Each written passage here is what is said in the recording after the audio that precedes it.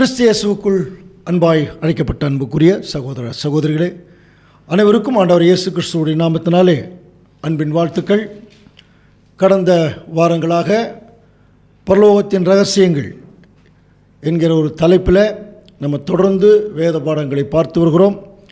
நீங்கள் அநேகமாக எல்லா பாடங்களையும் தொடர்ந்து கேட்டுக்கொண்டு வருகிறீர்கள் என்கிற நாங்கள் விசுவாசிக்கிறோம்.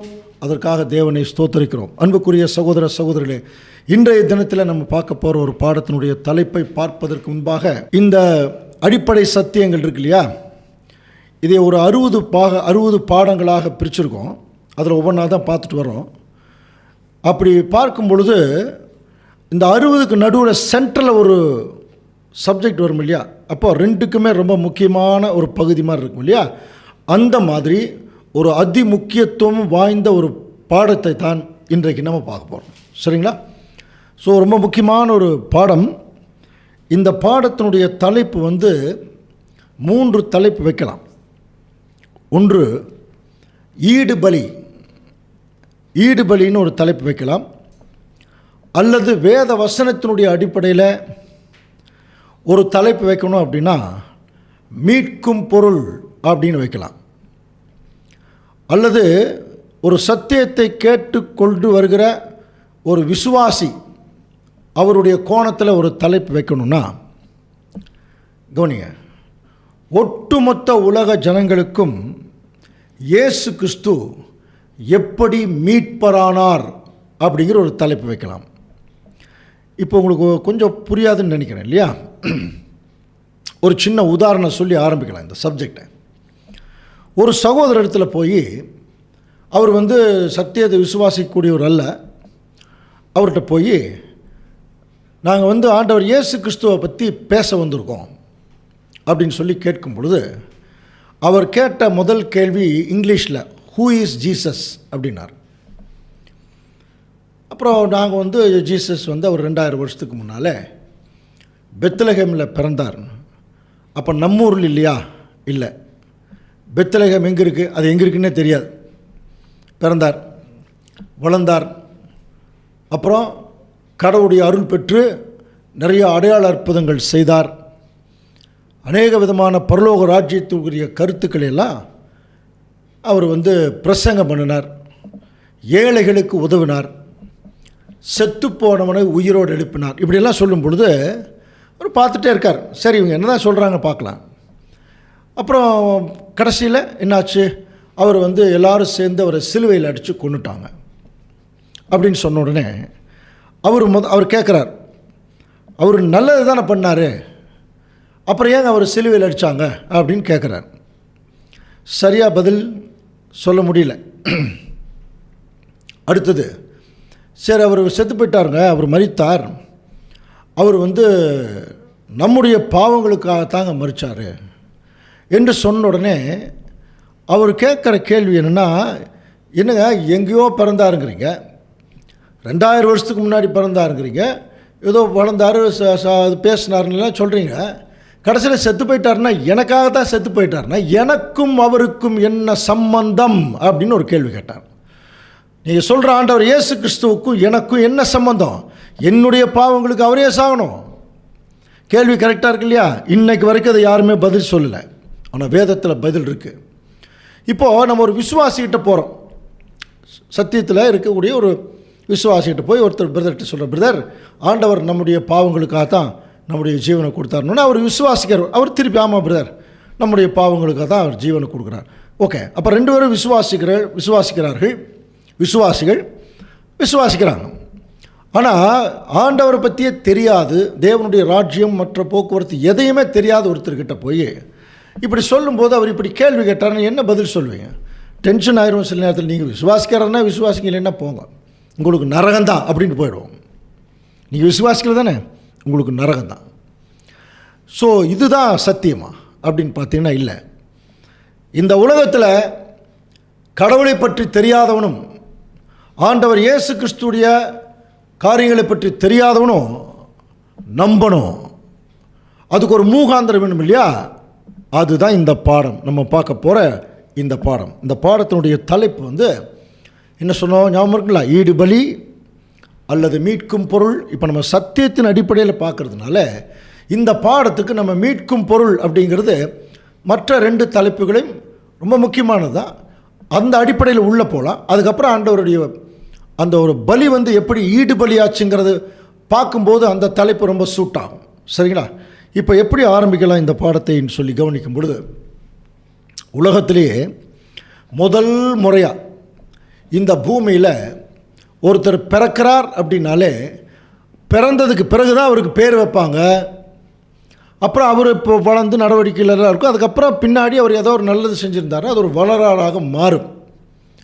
ஆனால் இந்த உலகத்திலே ஒருத்தர் பிறக்கிறார் அப்படின்னாலே அவர் பிறப்பதற்கு முன்பாக அவர் இந்த பூமியில் என்ன செய்ய போகிறார், புரியுதுங்களா? என்னென்னவெல்லாம் பண்ண போகிறார் கடவுளுடைய சார்பா என்று சொல்லி ஒருத்தருக்கு சொல்லப்பட்டிருக்குதுன்னா நம்முடைய ஆண்டவர் இயேசு கிறிஸ்துவுடைய அந்த பிறப்பு மட்டும்தான். வேறு யாருடைய பிறப்பும் அந்த மாதிரி இல்லை. எவ்வளவோ பெரிய பெரிய ஞானிகள்லாம் இருந்திருக்கலாம். ஆனால் கிறிஸ்துவுடைய பிறப்புக்கும் அவருடைய பிறப்புக்கும் சம்பந்தமே கிடையாது.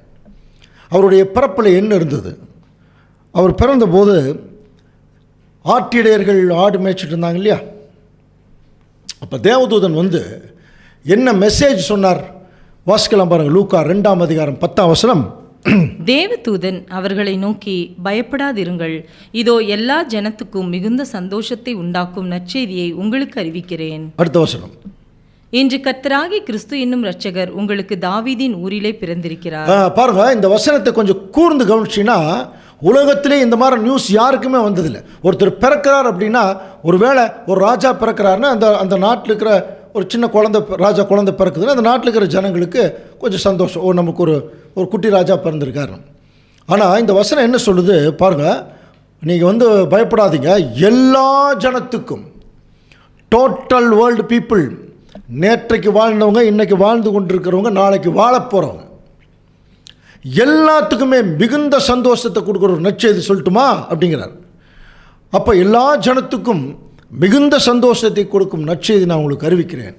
இன்று கர்த்தராகிய இயேசு கிறிஸ்து என்னும் இரட்சகர். பார்த்தீங்களா? ஆண்டவர் பாருங்க, அப்போ இயேசு அப்படின்னாலே இரட்சகர்னு அர்த்தம். கர்த்தராகிய கிறிஸ்து என்னும் இரட்சகர் உங்களுக்கு பிறந்திருக்கார். அப்போ ஆண்டவர் இயேசு கிறிஸ்து இந்த பூமியில் பிறக்கிற வரைக்கும் இங்கே என்ன நடந்திருக்கு தெரியுமா? எல்லா ஜனத்துக்கும் மிகுந்த துக்கத்தை உண்டாக்கும் துர்ச்செய்தி தான் நடந்திருக்கு. என்னைக்கு ஆண்டவர் இயேசு கிறிஸ்து இந்த பூமியில் பிறந்தாரோ அன்னைக்கு ஒட்டுமொத்த உலக ஜனங்களுக்கும் ஒரு நல்ல செய்தியா.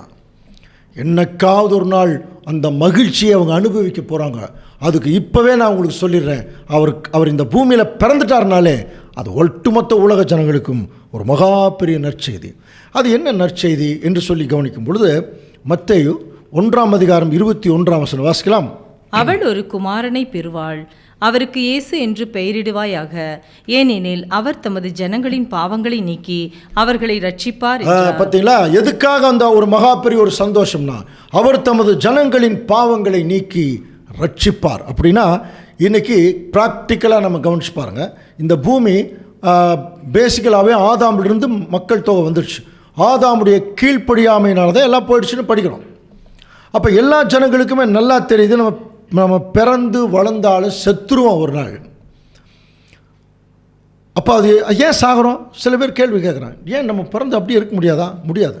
ஏன் சாகிறோம்? அப்போ எதுக்கோ பேசிக் இருக்குது. அந்த பேசிக் வேறு எந்த ரிலிஜன்லையும் சொல்லலை, பைபிளில் மட்டும்தான் இருக்குது. நீ மண்ணா இருக்கிறாய், மண்ணுக்கு திரும்புவாய். நீ என்னைக்கு கீழ்ப்படியாமல் போனையோ எனக்கு உனக்கு மரணம் இருக்கு இல்லையா? அந்த பேசிக் தான் இன்றைக்கி எல்லா உலக ஜனங்களும் செத்துட்டுருக்குறாங்க. இது ரொம்ப ஈஸியாக சொல்லிடலாம், எல்லோரும் செத்துட்டுருக்குறாங்க. உண்மையா இல்லையா? உண்மைதான். அவ்வளோதான். அவங்க சாப்டர் முடிஞ்சுதா அப்படின்னு ஒரு கேள்வி கேட்கும்போது அவ்வளோதான், முடிஞ்சுதுங்க. அப்போ அதை ஜீரணிக்க முடியாமல் தான் நிறைய ஜனங்கள் இன்றைக்கி பிறந்துட்டால் நாயாக பிறப்பாங்க, அடுத்த ஜென்மம்னு ஒன்று இருக்குது, அதில் நிறையா பிறப்பாங்க, நாயாக பிறப்பாங்க, அப்புறம் பேரனாக பிறப்பாங்க, பேத்தியாக பிறப்பாங்கன்னு என்னென்னமோ கதைகள் எல்லாம் சொல்ல ஆரம்பிச்சிட்டாங்க. ஏன் காரணம் என்னென்னா, இந்த பிறவியிலேயே நம்ம இருந்துட்டால் அதுக்கப்புறம் நம்மங்கிற ஒரு ஆள் இருக்க மாட்டோமா? அப்போ எங்கேயோ ஒரு இடத்துல இருப்போம் அப்படிங்கிற ஒரு எண்ணம், சுயநலம். ஜீரணிக்க முடியல, நம்ம சாகிறத ஜீரணிக்க முடியல. ஆனால் ஒன்றும் அதை தடுக்க முடியாது. எல்லாரும் மரணத்துக்குள்ளே போயிட்டுருக்குறாங்க, அழுதுட்டுருக்குறாங்க. இந்த ஒரு சந்தர்ப்பத்தில் தான் ஆண்டவர் இயேசு கிறிஸ்துவுடைய ஒரு பிறப்பு எல்லா ஜனத்துக்கும் மிகுந்த சந்தோஷத்தை கொடுக்குதுன்னா அது எதனால் மரணம் வந்தது? பாவம். சாபம், மரணம். இப்போ இயேசு கிறிஸ்து பிறந்ததுக்குனால என்ன நடக்க போகுதுன்னா, இந்த பாவ சாபத்திலிருந்து அவர்களை எடுத்து என்னைக்காவது ஒரு நாள் ஒரு ரட்சிப்பை கொண்டு வந்து கொடுப்பார். அதனால தான் அவருக்கு ரட்சகர்னு பேர். இயேசு என்றாலே ரட்சகர். புரியுதுங்களா? அப்போ எல்லா ஜனத்துக்கும் ஒரு மிகுந்த சந்தோஷம் இருக்கு போதான். அது என்ன, எப்படி செய்ய போகிறார்? அப்போ இயேசு கிறிஸ்து இந்த பூமியில் பிறந்தார், உண்மை. அப்போ பிறந்தனுடைய நோக்கம் என்ன, விதம் என்ன என்று சொல்லி கவனிக்கும்போது இப்போ தான் நம்ம முக்கியமான பாயிண்ட்டுக்குள்ளேயே போகிறோம். கொஞ்சம் கவனிங்க அன்புக்குரிய சகோதர சகோதரர்களே. மார்க்கு எழுதின சுவிசேஷம் 10ஆம் அதிகாரம் 45ஆம் வசனம். அப்படியே மனுஷகுமாரனும் ஊழியம் கொள்ளும்படி வராமல் ஊழியம் செய்யவும் அநேகரை மீட்கும் பொருளாக தம்முடைய ஜீவனை கொடுக்கும் வந்தார் என்றார். வசனத்தை கொஞ்சம் கவனிங்க. மனுஷகுமாரன் ஊழியம் கொள்ளும்படி வராமல் ஊழியம் செய்யவும். கவனிக்கிறீங்களா? ஊழியம் கொள்றதுன்னா எல்லாத்துக்கிட்டையும் வாங்கிறது, ஊழியம் செய்கிறதுனா தன்னிடத்தில் இருக்கிறத மற்றவங்களுக்கு கொடுக்கறது. ஆண்டவர் இயேசு கிறிஸ்து வாங்க வரல, தன்னுடைய ஜீவனையே கொடுக்க வந்தார். ஆனால் அவர் பேரை சொல்லிட்டு நிறைய பேர் இன்றைக்கி நிறைய பேர் வாங்குறாங்க. அது ஊழியமே அல்ல. கவனிங்க. அப்போ பாருங்கள் அடுத்த வசனம். அவர் ஊழியம் கொள்ளும்படி வராமல் ஊழியம் செய்யும்படி வந்துட்டு அநேகரை மீட்கும் பொருளாக தம்முடைய ஜீவன் கொடுக்க வந்தார். இதுதான் centre core of the Bible. இயேசு கிறிஸ்து இந்த பூமியில் எப்படி வந்தார், ஏன் வந்தார்னா, ஏதோ ஒரு விஷயத்தில் மீட்கும் பொருளாக வந்தாராம். ஒரு மீட்கக்கூடிய பொருளாக இயேசு கிறிஸ்து வந்திருக்கார். அப்போ மீட்கிறது அப்படின்னா என்ன அர்த்தம்? நம்ம மீட்குதல் என்கிற வார்த்தை எப்போ யூஸ் பண்ணுவோம்? உங்களுக்கு நல்லா தெரியும் இல்லையா? எப்போ யூஸ் பண்ணுவோம்? ஆமாம், ஒரு நகையை கொண்டு அடமானம் வச்சோம்னா நான் மீட்டுட்டு வரேன் சொல்கிறோம் இல்லையா? அப்படின்னு என்ன அர்த்தம்? ஏதோ ஒன்று அடமானத்தில் போயிடுச்சு, அதை மீட்கணும்னா அதை மீட்க ஒரு பொருள் கொடுக்கணுமா இல்லையா? ஒரு 10,000 ரூபா மதிப்புள்ள ஒரு நகையை கொண்டு நீங்கள் வச்சுட்டிங்கன்னா இப்போ அதை மீட்கணும்னா அதுக்கு ஈக்குவலான 10,000 ரூபாய் கொண்டு கொடுக்கணும். அதுக்கு ஈக்குவலாக இருக்கணும் இல்லையா? அதான் மீட்கும் பொருள். அப்போ என்னமோ இந்த உலகத்தில் அடமானமாக போயிடுச்சு, அதிலிருந்து அதை வெளியே கொண்டு வரக்கு தான் ஆண்டவர் இயேசு கிறிஸ்து ஒரு மீட்கக்கூடிய பொருளாக வந்தாராம். அப்போ என்ன அடமானம் போயிடுச்சுன்னு தெரியணுமா இல்லையா? இன்னொரு வசனம் வாசிக்கலாம். 1 தீமோத்தேயு 2ஆம் அதிகாரம் 5ஆம் வசனம்.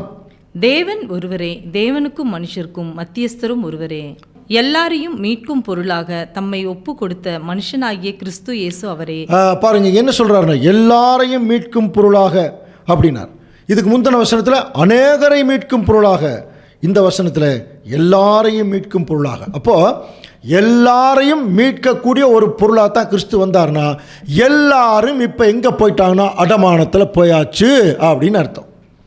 ஒட்டுமொத்த உலக ஜனங்களும் இப்போ பாவம் மரணம் என்கிற அடமானத்துக்குள்ளே போனதுனால இவர்களை மீட்கணும் அப்படின்னா இயேசு கிறிஸ்து அதற்கு ஒரு மீட்கும் பொருளாக தான் இந்த பூமியில் வர்றார். இதை நம்ம ரொம்ப முக்கியமான ஒரு வசனத்தில் நம்ம பார்க்கலாம். லூக்கா 19ஆம் அதிகாரம் 10ஆம் வசனம். இழந்து போனதை தேடவும் ரட்சிக்கவுமே மனுஷகுமாரன் உலகத்தில் அங்கே வந்திருக்காருன்னு படிக்க முடியும். அப்போ மனுஷன் எதை இழந்து போனான்? மனுஷன் என்றாலே நம்ம எங்கே ஆரம்பிச்சிடணும்? ஆதாம் என்னென்னவெல்லாம் இழந்து போனார். தேவனோடு இருந்த கான்டாக்ட் சஞ்சரித்த நிலைமை போச்சு, ஆசீர்வாதம் போச்சு, ஜீவன் போச்சு, அழகான ஏதேன் தோட்டத்தினுடைய அந்த ஒரு நிலைமையெல்லாம் போச்சு. எல்லாம் பாவம் சாபம் வந்தோன்னு அதை விட்டு வெளியே வந்தான் மனுஷன். வெளியே வந்ததுக்கப்புறம் அவனுடைய சந்ததி பெருக ஆரம்பிச்சது. அவர்களும் பாவத்துக்குள்ளே போயிட்டாங்க. எல்லாருமே இப்போ ஜீவன் இல்லாமல் அடமானத்துக்குள்ளே போயிட்டாங்க. கவனிக்கிறீங்களா அன்புக்குரிய சகோதர சொல்லு? அப்போது எல்லாருமே மரணத்துக்குள்ளே போயிட்டாங்க இல்லையா? அப்போது ஒரு சிலர் கேள்வி கேட்குறாங்க, தேவன் ஆதாமுக்கு தானே கட்டளை கொடுத்தாரு, நீ புசிக்கும் நாளிலே சாகவே சாவாய். அவர் கட்டளையை மீறிட்டார். ஆதாம் தானே சாகணும், நம்ம எதுக்குங்க சாகணும்னு கேட்குறாங்க. நியாயமான கேள்வி. தேவன் ஆதாமுக்கு கட்டளை கொடுத்தார், ஆதாம் மீறினார், ஆதாம் சாகிறது நியாயம். நம்ம ஏன் சாகணும் அப்படின்னு சொல்லும்போது, நம்ம சாகரம்னா ஏதோ ஒரு மூகாந்திரம் வேணும் இல்லையா? ஸோ ரோமர் 5ஆம் அதிகாரம் 14ஆம் வசனத்தில் கொஞ்சம் நம்ம கவனிக்கலாம். ரொம்ப முக்கியமான வசனம். அப்படி இருந்தும் மரணமானது ஆதாம் முதல் மோசே வரைக்கும் ஆதாமின் மீறுதலுக்கொப்பாய் பாவம் செய்யாதவர்களையும் என்ன ஆயிடுச்சா ஆண்டு கொண்டதுங்கிறார். அது எப்படி? பாவம் செய்யாதவர்களையும் ஆண்டு கொண்டது. அந்த ஆதாம் பிந்தி வந்தவருக்கு என்னவா இருக்கார்? முன்னடையாளமானவன் அப்படிங்கிறார். சரி, அப்போது மரணம் ஆதாம் முதல் மோசே வரைக்குங்கிற வார்த்தையை ஏன் பயன்படுத்தினார் புரியுதுங்களா? ஆதாமுக்கு மட்டும் ஒரு கட்டளை கொடுத்தார். அதுக்கப்புறம் பார்த்தீங்கன்னா கட்டளை யாருக்கு இல்லை. அதுக்கப்புறம் ரெண்டாம் உலகத்தில் இஸ்ரேல் ஜனங்களை செலக்ட் பண்ணி எடுக்கும்போது மோசே அவங்களுக்கு அங்கே வழிகாட்டியாக இருக்கும்போது மோசே மூலமாக தான் கற்பனையை கொடுக்கப்பட்டுச்சு. அப்போ எங்கே கற்பனை கொடுக்கப்பட்டதோ அங்கே மீறும்போது தண்டனை. ஆதாமுக்கு கட்டளை கொடுக்கப்பட்டது, மீறும்போது தண்டனை. அதுக்கப்புறம் இடையில யாருக்குமே கற்பனை கொடுக்கல. கவனிங்க, மோசே மூலமாக இஸ்ரேல் ஜனங்களுக்கு கொடுத்தார். அப்போ இஸ்ரேல் ஜனங்க மீறினாங்க, தண்டனை. ஆனால் வசனம் என்ன சொல்லுது? அப்படி இருந்தும் மரணமானது ஆதாமிலிருந்து மோசே வரைக்கும் கட்டளையே கொடுக்கப்படவில்லைன்னா கூட பாவம் செய்யாதவர்களையும் ஆண்டு கொண்டது. அப்படின்னு என்ன அர்த்தம்? இதை எப்படி புரிஞ்சுக்கிறது? இதை புரிஞ்சுக்கணும்னா இதை வச்சு தான் கேள்வி கேட்குறாங்க இல்லையா? ஆதாம் செஞ்ச பாவத்துக்கு நான் ஏன் சாகணும்? ஆனால் அதுக்கு ரோமர் 5:12 விடை சொல்லுது. வாசிக்கலாம். இப்படியாக ஒரே மனுஷனாலே பாவமும் பாவத்தினாலே மரணமும் உலகத்தில் பிரவேசித்தது போலவும். கவனிக்கிறீங்களா? ஒரே மனுஷனாலே பாவம் பாவத்தினால மரணம் வந்தது உண்மைதான். ஆனால் அடுத்த வசனம், எல்லா மனுஷரும் பாவம் செய்தபடியால் மரணம் எல்லாருக்கும் வந்தது போலவும் இதுவும் ஆயிற்று. அப்போ ஆதாம் செய்த பாவத்துக்கு நான் ஏன் சாகணும்னு கேட்கிறவர்களுக்கு இதுதான் பதில். ஆதாம் மட்டும் பாவம் செய்யலை, எல்லாருமே பாவம் செஞ்சுட்டு தான் இருக்கிறாங்க. அப்போ தேவனுடைய கட்டளைக்கு எப்பப்போவெல்லாம், அது ஆதாமிலிருந்து ஆரம்பித்த அந்த கட்டளை எப்பப்போவெல்லாம் மீறுகிறோமோ அப்போல்லாம் பார்த்தீங்கன்னா கவனிங்க, அந்த பாவம் சாவு வந்துடும். இப்போ நமக்கே தெரியும், ரோட்டில் போகிறோம் வர்றோம், உலகத்துக்குள்ளே போகிறோம், சமுதாயத்துக்குள்ளே போகிறோம், சில விஷயங்கள் செய்யக்கூடாதுன்னு நமக்கு தெரியும். இது யாரும் நம்ம சொல்லிக் கொடுக்கணுங்கிற அவசியம் இல்லை. ரொம்ப ஜனரஞ்சகமான உதாரணம் சொல்லட்டுமா? இப்போ ரோட்டில் போயிட்டுருக்கோம், திடீர்னு யார் மேலேயாவது நம்ம காரி துப்பிடுவோமா? இதுக்கெல்லாம் சட்டமே வேண்டியதில்லை. யார் மேலேயும் நீங்கள் துப்பக்கூடாது, இது இந்தியாவினுடைய சட்டத்தில் இருக்குனால தேவையே இல்லை. நமக்கு தெரியும் அது அசுத்தம், நமக்கு தெரியும் இல்லையா? அப்போ இதுதான், இதுக்கு ஒரு சட்டம் எழுதணுங்கிற அவசியம் இல்லை. அந்த மாதிரி தான் ஆதாமிலிருந்து இன்னைக்கு எல்லா ஜனங்களுக்கும் வளரும்போது சில விஷயங்கள் தவறுன்னு தெரியும். ஆனால் தெரிஞ்சு என்ன பண்ணுவாங்க? செய்துட்ருக்குறாங்க. அதனால தான் எல்லாரும் பாவம் செஞ்சுட்டாங்க, எல்லாரும் மரணத்துக்குள்ளே போயிட்டாங்க. அதனால தான் 2 நாளாகமம் 6:36 என்ன சொல்லுது? பாவம் செய்யாத மனுஷன் இல்லையே. பாருங்க, பாவம் செய்யாத மனுஷன் இல்லையே. ரோமர் 3:12 வாசிக்கலாம். எல்லாரும் வழி தப்பி ஏகமாய் கெட்டு போனார்கள், நன்மை செய்கிறவன் இல்லை ஒருவனாகிலும் இல்லை. பாருங்க, நன்மை செய்கிறவன் இல்லை ஒருவனாகிலும் இல்லை. அப்போ எல்லாருமே கெட்டுட்டாங்க. இன்னொரு விஷயம், அன்புக்குரிய சகோதர சகோதரிகளே கவனிங்க, நம்ம பிறந்த குழந்தையை பற்றி சங்கீதக்காரங்களெல்லாம் பேசும்போது 51 சங்கீதம் 5 இதோ நான் துர்க்குணத்தில் உருவானேன், என் தாய் என்னை பாவத்தில் கர்ப்பந்தரித்தால். கர்ப்பமானதே பாவத்தில்ங்கிறான். கவனிக்கலாம், ஆதாமும் ஏவாளும் ஏதேன் தோட்டத்தில் இருந்த வரைக்கும் அவர்கள் நிர்வாணிகளாக இருந்தால் கூட குழந்தைகளைப் போல் இருந்தாங்க, பாவம் செய்யாமல் இருந்தாங்க. அவங்க ஏதேன் தோட்டத்தை விட்டு வெளியே வந்ததுக்கப்புறம் தான் அவர்களுக்குள்ள ஒரு திருமண பந்தம் ஏற்பட்டதுக்கு அப்புறம் தான் காயின் ஆபேல் பிறக்கிறாங்க. அப்போ அதுக்குள்ளே என்ன வந்தாச்சு? பாவம். அப்போவே அந்த அம்மா பாவத்தில் கர்ப்பம் தரிச்சிருச்சு. அதை தொடர்ந்து வரக்கூடிய எல்லா தாய்மார்களும் பாவத்தில் கர்ப்பம் தரித்தார்கள். அதனால தான் என்ன சொல்லிட்டாருன்னா, பாவத்தின் சம்பளம் மரணம். இன்னைக்கு ஒட்டுமொத்த உலக ஜனங்களும் இப்போ பாவத்துக்குள்ளே போயிட்டாங்க, மரணத்துக்குள்ளே போயிட்டாங்க. ஆனால் அழுகிறாங்க, கதறி அழுகிறாங்க. நம்முடைய வாழ்க்கை இப்படி இருக்கேன்னு சொல்லி வருத்தப்படுறாங்க. ஏண்டா பிறந்தம்ன்ட்டு இருக்கிறாங்க நிறைய பேர். இந்த வாழ்க்கையே தேவையில்லைங்கிறாங்க. எத்தனை வகையான ஜனங்கள் இந்த வாழ்க்கையை விரும்புறதில்லை தெரியுங்களா? ஆனால் ஏதோ ஒரு வாழ்க்கையை விரும்புகிறாங்க, ஒரு நல்லா இருக்க முடியும், நமக்கு நல்ல ஒரு வாழ்க்கையே கிடைக்காதா என்று சொல்லி ஏங்கி கொண்டிருக்கிற ஒரு ஜனங்களுடைய மத்தியில் அப்படியே உலகம் போயிட்டுருக்கு. ஆதாமிலிருந்து பாருங்கள், எல்லா ஜனங்களும் பாவத்துக்குள்ளே, மரணத்துக்குள்ளே, கஷ்டத்துக்குள்ளே, வியாகுலத்துக்குள்ளே, அப்படியே கவலைக்குள்ளே போய் வாழ்ந்துட்டுருக்குறாங்க. யாருமே இன்றைக்கி நிம்மதியாக இல்லைங்க. இப்படி ஒரு சூழ்நிலை இருக்கும்போது அண்ட சராசரத்தையும் படைத்த பிதாவாகிய தேவன் இதை பார்ப்பாரா இல்லையா? பார்ப்பார். என்னைக்கு ஆதாம் கீழ்ப்படியாமல் போனாரோ, ஆதாம் மட்டுமில்லை ஆதாமுடைய சந்ததி மேலே வைத்த அன்பு நிமித்தமாக தேவன் அப்பவே ஒரு ரட்சிப்பின் திட்டத்தை தேவன் அப்பவே போட்டார். அதனால தான் இழந்து போனதை தேடவும் ரட்சிக்குமே மனுஷகுமாரன் உலகத்தில் வந்தார். அப்போ தேவனுடைய நோக்கம் என்ன? யோவான் 3:17. உலகத்தை ஆக்கினிக்குள்ளாக தீர்க்கும்படி தேவன் தம்முடைய குமாரனை உலகத்தில் அனுப்பாமல் அவராலே உலகம் ரட்சிக்கப்படுவதற்காகவே அவரை அனுப்பினார். பாருங்க, அப்ப நம்ம எவ்வளவு தெளிவான நோக்கம் பாருங்க. உலகத்தை அழிக்கிறதுக்காக, உலகத்தில் உலக ஜனங்களே ஒரு ஜட்ஜ்மெண்ட்டுக்குள்ள கொண்டு போய் அவர்களை அழிப்பது தேவனுடைய நோக்கம் அல்ல. புரியுதுங்களா? அதுக்காக தம்முடைய குமாரனாக இயேசு கிறிஸ்துவ அனுப்பல. அவர் மூலமாய் இந்த உலகம் ரட்சிக்கப்படணும். ஒரு ரட்சிப்பின் திட்டம், அவங்களெல்லாம் காப்பாற்றணும்னு நினைக்கிறார் தேவன். கவனிக்கிறீங்களா? காப்பாற்றணும்னு நினச்ச ஒரே காரணத்தினால்தான் தம்முடைய குமாரன் ஆண்டவர் இயேசு கிறிஸ்துவ இந்த பூமியில் என்ன மாதிரி அனுப்பிச்சார். இப்போ வசனம் படித்தோம், மீட்கும் பொருளாக. கவனிக்கிறீங்களா? அநேகரை மீட்கும் பொருளாக. அப்போ இயேசு கிறிஸ்து வந்துட்டார்னாலே, அவர் பிறந்துட்டார்னாலே இந்த பூமிக்கு ரட்சிப்பு நிச்சயம். என்ன நிச்சயம்? செத்துட்டு இருக்கிறாங்க, இவர்கள் எல்லாரும் உயிர்த்தெழுந்து வருவார்கள் என்கிற விசுவாசம். 1 கொரிந்தியரில் படிக்கிறோம், 15:22 வாசிக்கலாம். ஆதாமுக்குள் எல்லாரும் மரிக்கிறது போல கிறிஸ்துவுக்குள் எல்லாரும் உயிர்ப்பிக்கப்படுவார்கள். பாருங்க, ஆதாமுக்குள் எல்லாரும் மரிக்கிறது உண்மை. என்ன? இயேசு கிறிஸ்து வந்துட்டார்னால அவருக்குள் எல்லாரும் உயிர்ப்பிக்கப்படுவது நிச்சயம். ரொம்ப ரொம்ப முக்கியம். கவனிக்கலாம், ஆதாமுக்குள்ள மரித்தது உண்மைதான்.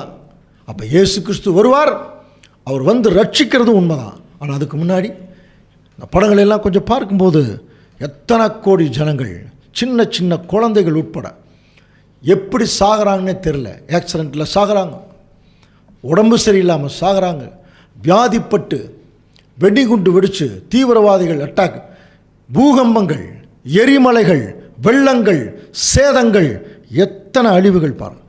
ஸோ இந்த அழிவுகளுடைய டோட்டல் அழிவு முதல் எங்கே வந்தது நமக்கு தெரியும் இல்லையா? நோவா காலத்தில் அந்த ஜலப்பிரளயம் வந்தது.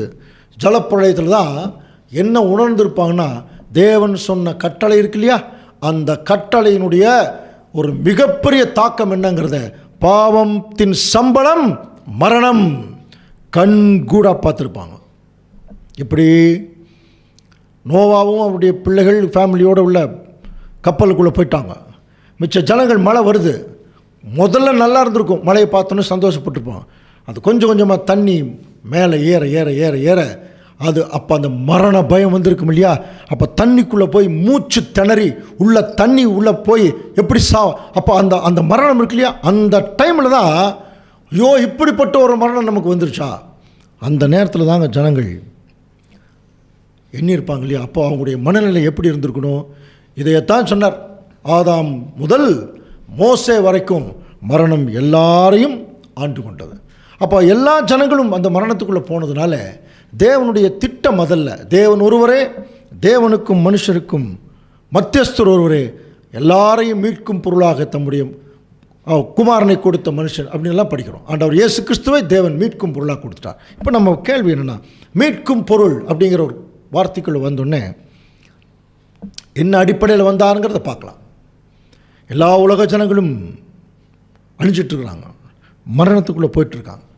அப்போ தேவனுடைய திட்டம் என்ன? ரட்சிக்கணும்.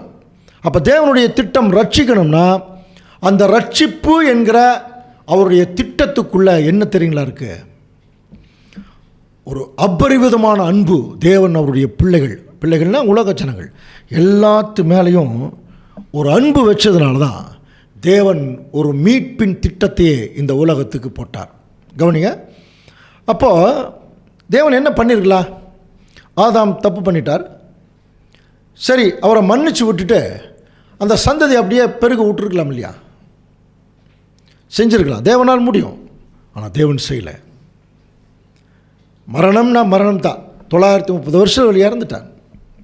அப்புறம் சந்ததி வருது, 2ஆம் உலகம் வருது இல்லையா? அப்போ இப்படியெல்லாம் ஜனங்கள் தொடர்ந்து வந்துட்டுருக்குறாங்க.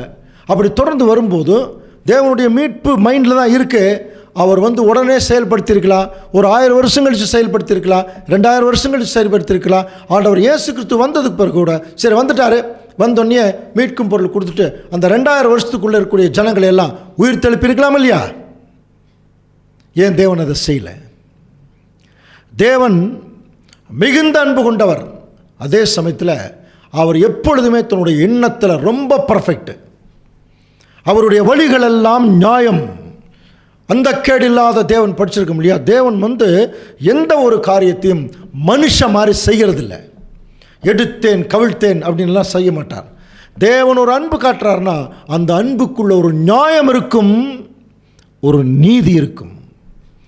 தன்னுடைய நீதி அவர் நிலைநாட்டக்கூடியவராகத்தான் எப்பொழுதுமே பிதாவாகிய தேவன் இருப்பார். அன்பும் நீதியும் அவருடைய 2 கண்கள் மாதிரி. அவர் அன்பு காட்டுறாருன்னா அதே சமயத்தில் ஒரு நீதி நிமித்தம் தான். யோசனை பண்ணிப்பார், இன்றைக்கெல்லாம் ஒருவேளை நீதிமன்றமே இல்லைன்னு வச்சுங்க. இது பிசாசனுடைய ஒரு உலகம் அப்படிங்கிற ஒரு விஷயத்துக்குள்ளே வந்தால் கூட இதில் கூட தேவனுடைய இன்ஃப்ளூயன்ஸ் எப்படி இருக்கு பாருங்கள். இங்கே ஒரு ஜட்ஜ்மெண்ட் இருக்குது, ஒரு சட்டம் இருக்குது. ஒரு நீதிமன்றமே இல்லைன்னா இந்த உலகம் எப்படி இருக்கும்? அவ்வளோதான், அவன் அடிச்சுட்டு சாக வேண்டித்தான். ஏதோ ஒரு கோர்ட்டு எல்லாம் இருக்கிறனால தான் ஏதோ இருக்குது.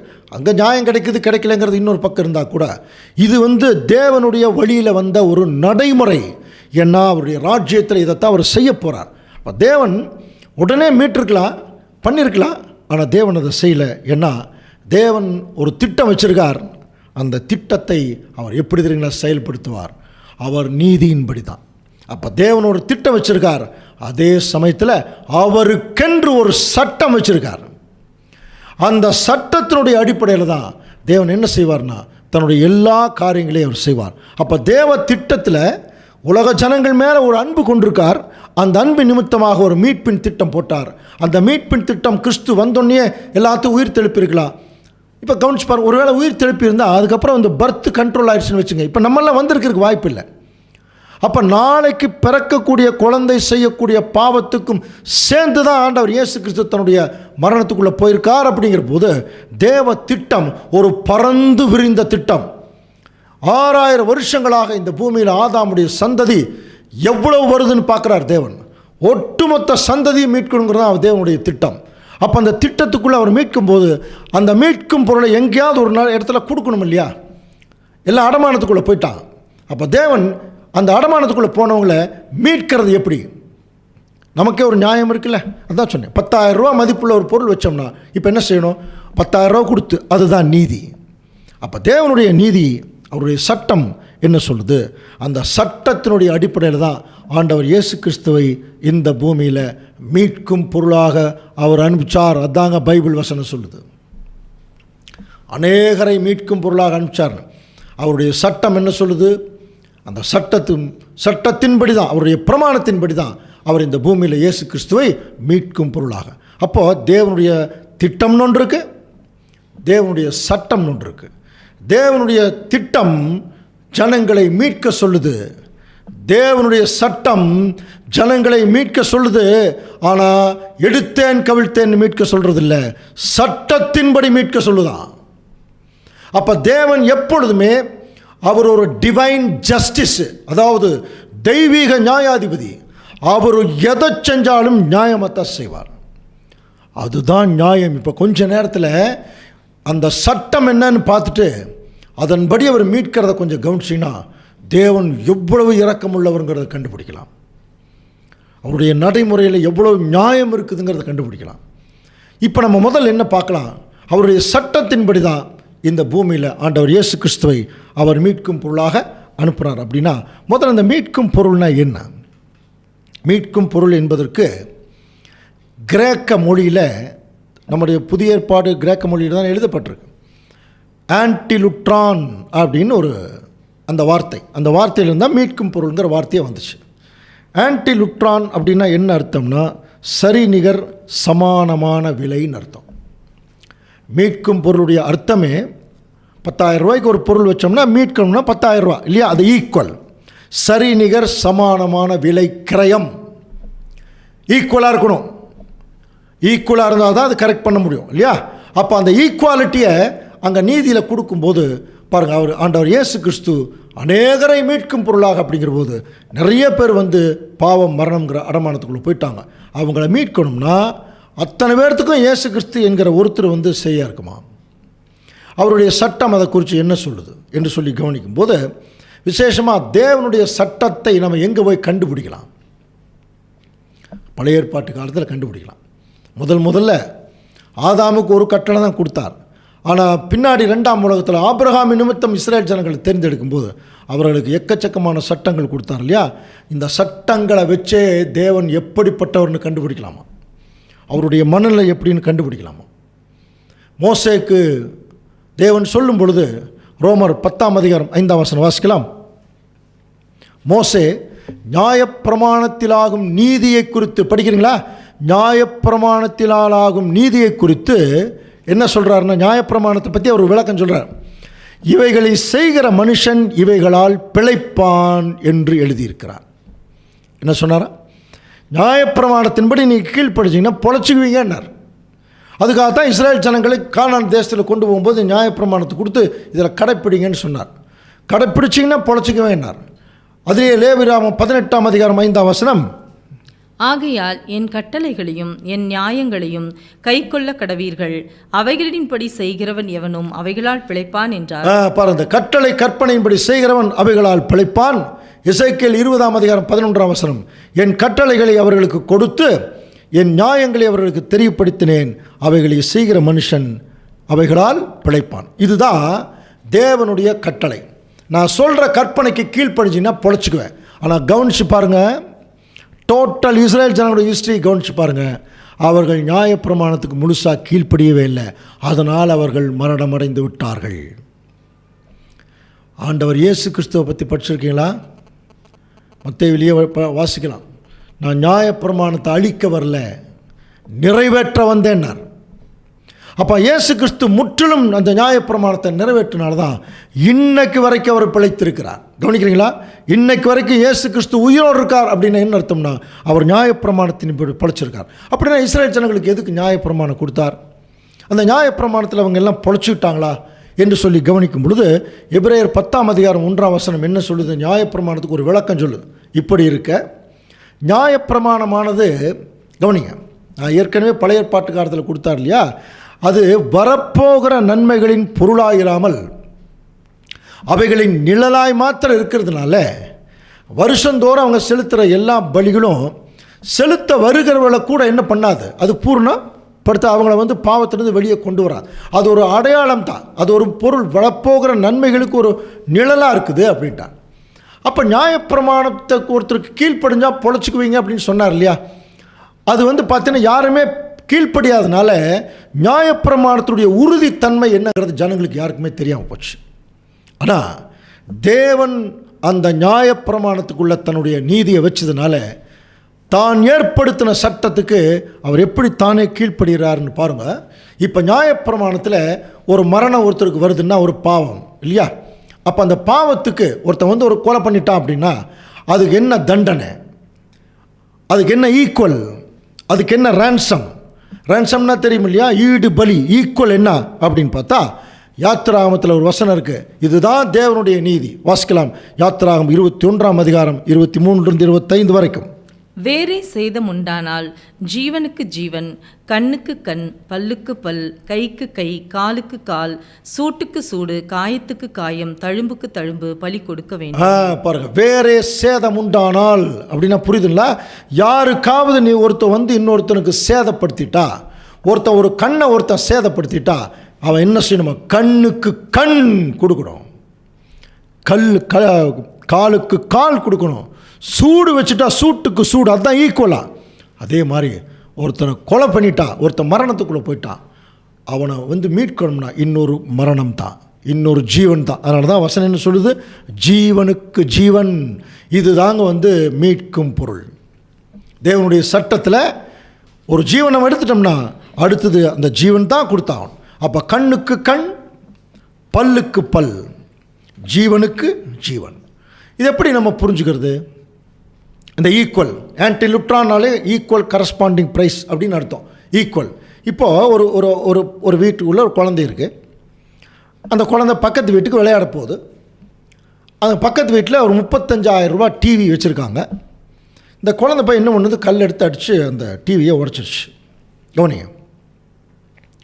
உடனே அங்கே இருக்கிறவங்கெல்லாம் கோவம் வரும் இல்லையா அந்த பேரண்ட்ஸ்க்கெல்லாம். உடனே இந்த பேரண்ட்ஸ்கிட்ட சொல்கிறான், இந்த பாருங்க உங்கள் பையன் டிவியை உடச்சிட்டான் அப்படின்னு சொல்லும்போது இந்த பேரண்ட்ஸ் சரிங்க இந்த ஒரு 1000 ரூபா கொடுக்குறேன் அப்படின்னு சொன்னால் அவங்களுக்கு கோவம் வருமா இல்லையா?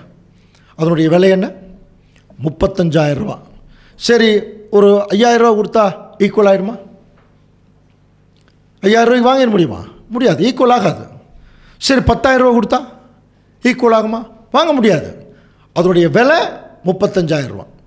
சரி, ஒருவேளை அவர்களை விட இவங்க ஒரு பெரிய பணக்காரராக இருந்து இப்போ என்ன சொல்கிறாங்க, சரி உனக்கு என்ன உன் டிவி தானே உடைஞ்சது, நான் 45,000 ரூபா தரேன் என்று சொன்னால் அந்த பேரண்ட்ஸ் என்ன சொல்லுவாங்க, பாருங்கள் டிவிக்கு விலை 35,000 ரூபா தான், நீ அதை கொடுத்தா போ, அதுதான் ஈக்குவல்.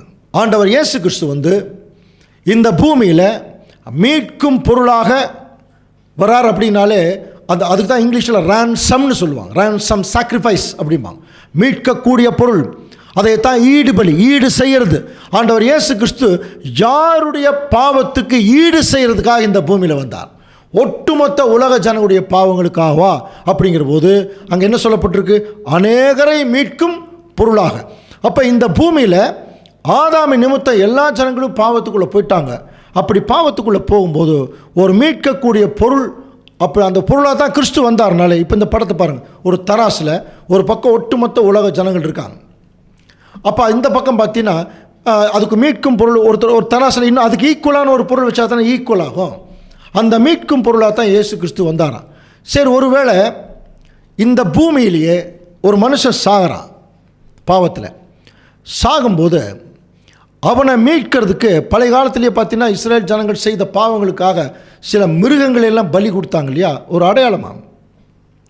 ஒருவேளை ஒரு மனுஷனுடைய பாவத்திற்கு ஒரு சாபத்திற்கு ஒரு மிருகத்தை பலி கொடுத்தா அது ஈக்குவல் ஆகிடுமா? இதை குறித்து வேதம் என்ன சொல்லுகிறது? எபிரேயர் 10ஆம் அதிகாரம் 4ஆம் வசனம், அல்லாமலும் காளை வெள்ளாட்டுக்கடா இவைகளுடைய ரத்தம் பாவங்களை நிவர்த்தி செய்ய மாட்டாதே. பார்த்தீங்களா, காளை வெள்ளாட்டுக்கடா இவைகளுடைய ரத்தம் பாவங்களை எல்லாம் நிவர்த்தி செய்யாது. சரி, ஒரு மிருகம் நிவர்த்தி செய்யனா அந்த காலத்தில் பாவத்துக்கு மிருகங்களை நிவர்த்தி பண்ணாங்களே, பலி செலுத்தினாங்க இல்லையா. இப்போ நிவர்த்தி பண்ணாது அப்படிங்கிற போது தேவன் ஏன் இப்போ மிருகங்களை பலி கேட்டார்? ஒரு மனுஷன் செஞ்ச தப்புக்கு இன்னொரு மிருகங்களை பலி செலுத்துறது சரியாக இருக்குமா? ஆனால் தேவன் அதை வந்து கேட்டார், பலி கொடுத்தாங்க. அதுக்கு காரணம் இருக்கு அன்புக்குரிய சகோதர சொல்லு. எந்த மனுஷனாவது நாம் செய்த தப்புக்கு இந்த மிருகங்களை பலி செலுத்துறமேன்னு ஒரு மனசாட்சி உறுத்து தான் பார்த்துறார். ஆனால் இஸ்ரேல் ஜனங்களுக்கு அது உறுத்தவே இல்லை. தேவனை பார்த்து என்ன சொல்லிட்டாங்கன்னா, உங்களுக்கு ஆடு வேணுமா மாடு வேணுமா எல்லாம் கரெக்ட் டைமுக்கு வந்துடும் சொல்லிட்டாங்க. அப்போ தேவன் சொன்ன இரக்கம், அவங்களுடைய பாவத்தை உணர்கிற உணர்வு இஸ்ரேல் ஜனங்களுக்கு இல்லாமல் போச்சு. சரி, ஓகே. இப்போ ஒரு மிருகத்தை அடித்தா ஈக்குவல் ஆகுமா? ஆகாது. சரி, ஒரு மனுஷன் சாகிறான். இப்போ இந்த மனுஷனை உயிரோடு கொண்டு வரதுக்காக இப்போ நான் என்னுடைய தம்பி ஒருத்தர் சாகிறான்னு வச்சுக்கங்களேன். இப்போ நான் வந்து என்னுடைய தம்பியை உயிரோடு எழும்புவதற்காக நான் வந்து என்னுடைய தம்பிக்கு ஈக்குவலாக என்னுடைய ஜீவனை கொடுத்தா என் தம்பி வந்துடுவானா? நான் மீட்கும் பொருள் என்னால் கொடுக்க முடியுமா என்று சொல்லி கவனிக்கும் பொழுது 49ஆம் சங்கீதம் சொல்லுது பாருங்கள், வாசிக்கலாம். 7ஆம் வசனம், ஒருவனாவது தன் சகோதரன் அழிவை காணாமல் இனி என்றென்றைக்கும் உயிரோடு இருக்கும்படி எவ்விதத்தினாலாவது அவனை மீட்டு கொள்ளவும் அவன் நிமித்தம் மீட்கும் பொருளை தேவனுக்கு கொடுக்கவும் கூடாது. எவ்வளோ கிளியராக சொல்லிட்டார் பாருங்க. அப்போ ஒரு மிருகமும் ஈக்குவல் ஆகாது, ஒரு மனுஷன் பண்ண பாவத்துக்கு இன்னொரு மனுஷன் கூட ஈக்குவல் ஆக முடியாது. ஏன்? நான் ஈக்குவல் கொடுக்குற சொல்லிட்டு வந்தால் நானே ஒரு பாவி, நான் எப்படி ஈக்குவல் கொடுக்க முடியும்? நான் எப்படி அவருக்கு ஒரு மீட்கும் பொருள் கொடுக்க முடியாது இல்லையா? அப்போ ஒரு மனுஷனாலையும் முடியாது. சரி, ஒரு வேளை பரலோகத்தில் இருக்கிற நிறைய தேவதூதர்கள் யாராவது ஒருத்தரை ஒரு மீட்கும் பொருள் கொடுத்தா ஜனங்க வந்துடுவாங்களா என்று சொல்லும்போது தேவதூதர்கள் என்ன கண்டிஷன் இருக்கிறாங்கன்னா 45,000 ரூபா மாதிரி. டிவியினுடைய விலை 35,000 ரூபா தான். ஆனால் இந்த பூமியில் மனுஷனை தேவன் உருவாக்கின விதத்தையே நம்ம கவனிக்கும்போது எபிரேயர் 2ஆம் அதிகாரம் 7ஆம் வசனத்தில் அவனை தேவதூதரிலும் சற்று சிறியவனாக்கினீர் அப்படின்னா. அப்போது கவனித்து பார்த்தீங்கன்னா மிருகமும் ஈக்குவல் ஆகாது, சாதாரண பாவத்தில் இருக்கிற மனுஷனும் ஈக்குவல் ஆக முடியாது, தேவதூதர்களும் மீட்கும் பொருள் கொடுக்க முடியாதுங்கிற போது இந்த உலக ஜனங்களுடைய நிலைமை என்ன தெரியுமா? இது யார் சொல்கிறதுன்னா நியாயப்பிரமாணம் தான் சொல்லுது. கண்ணுக்கு கண், பல்லுக்கு பல், ஜீவனுக்கு ஜீவன். இது மூணுலேயும் பார்த்தீங்கன்னா இந்த கண்ணுக்கு கண், பல்லுக்கு பல், ஜீவனுக்கு ஜீவன்கிறது செட் ஆகவே இல்லை.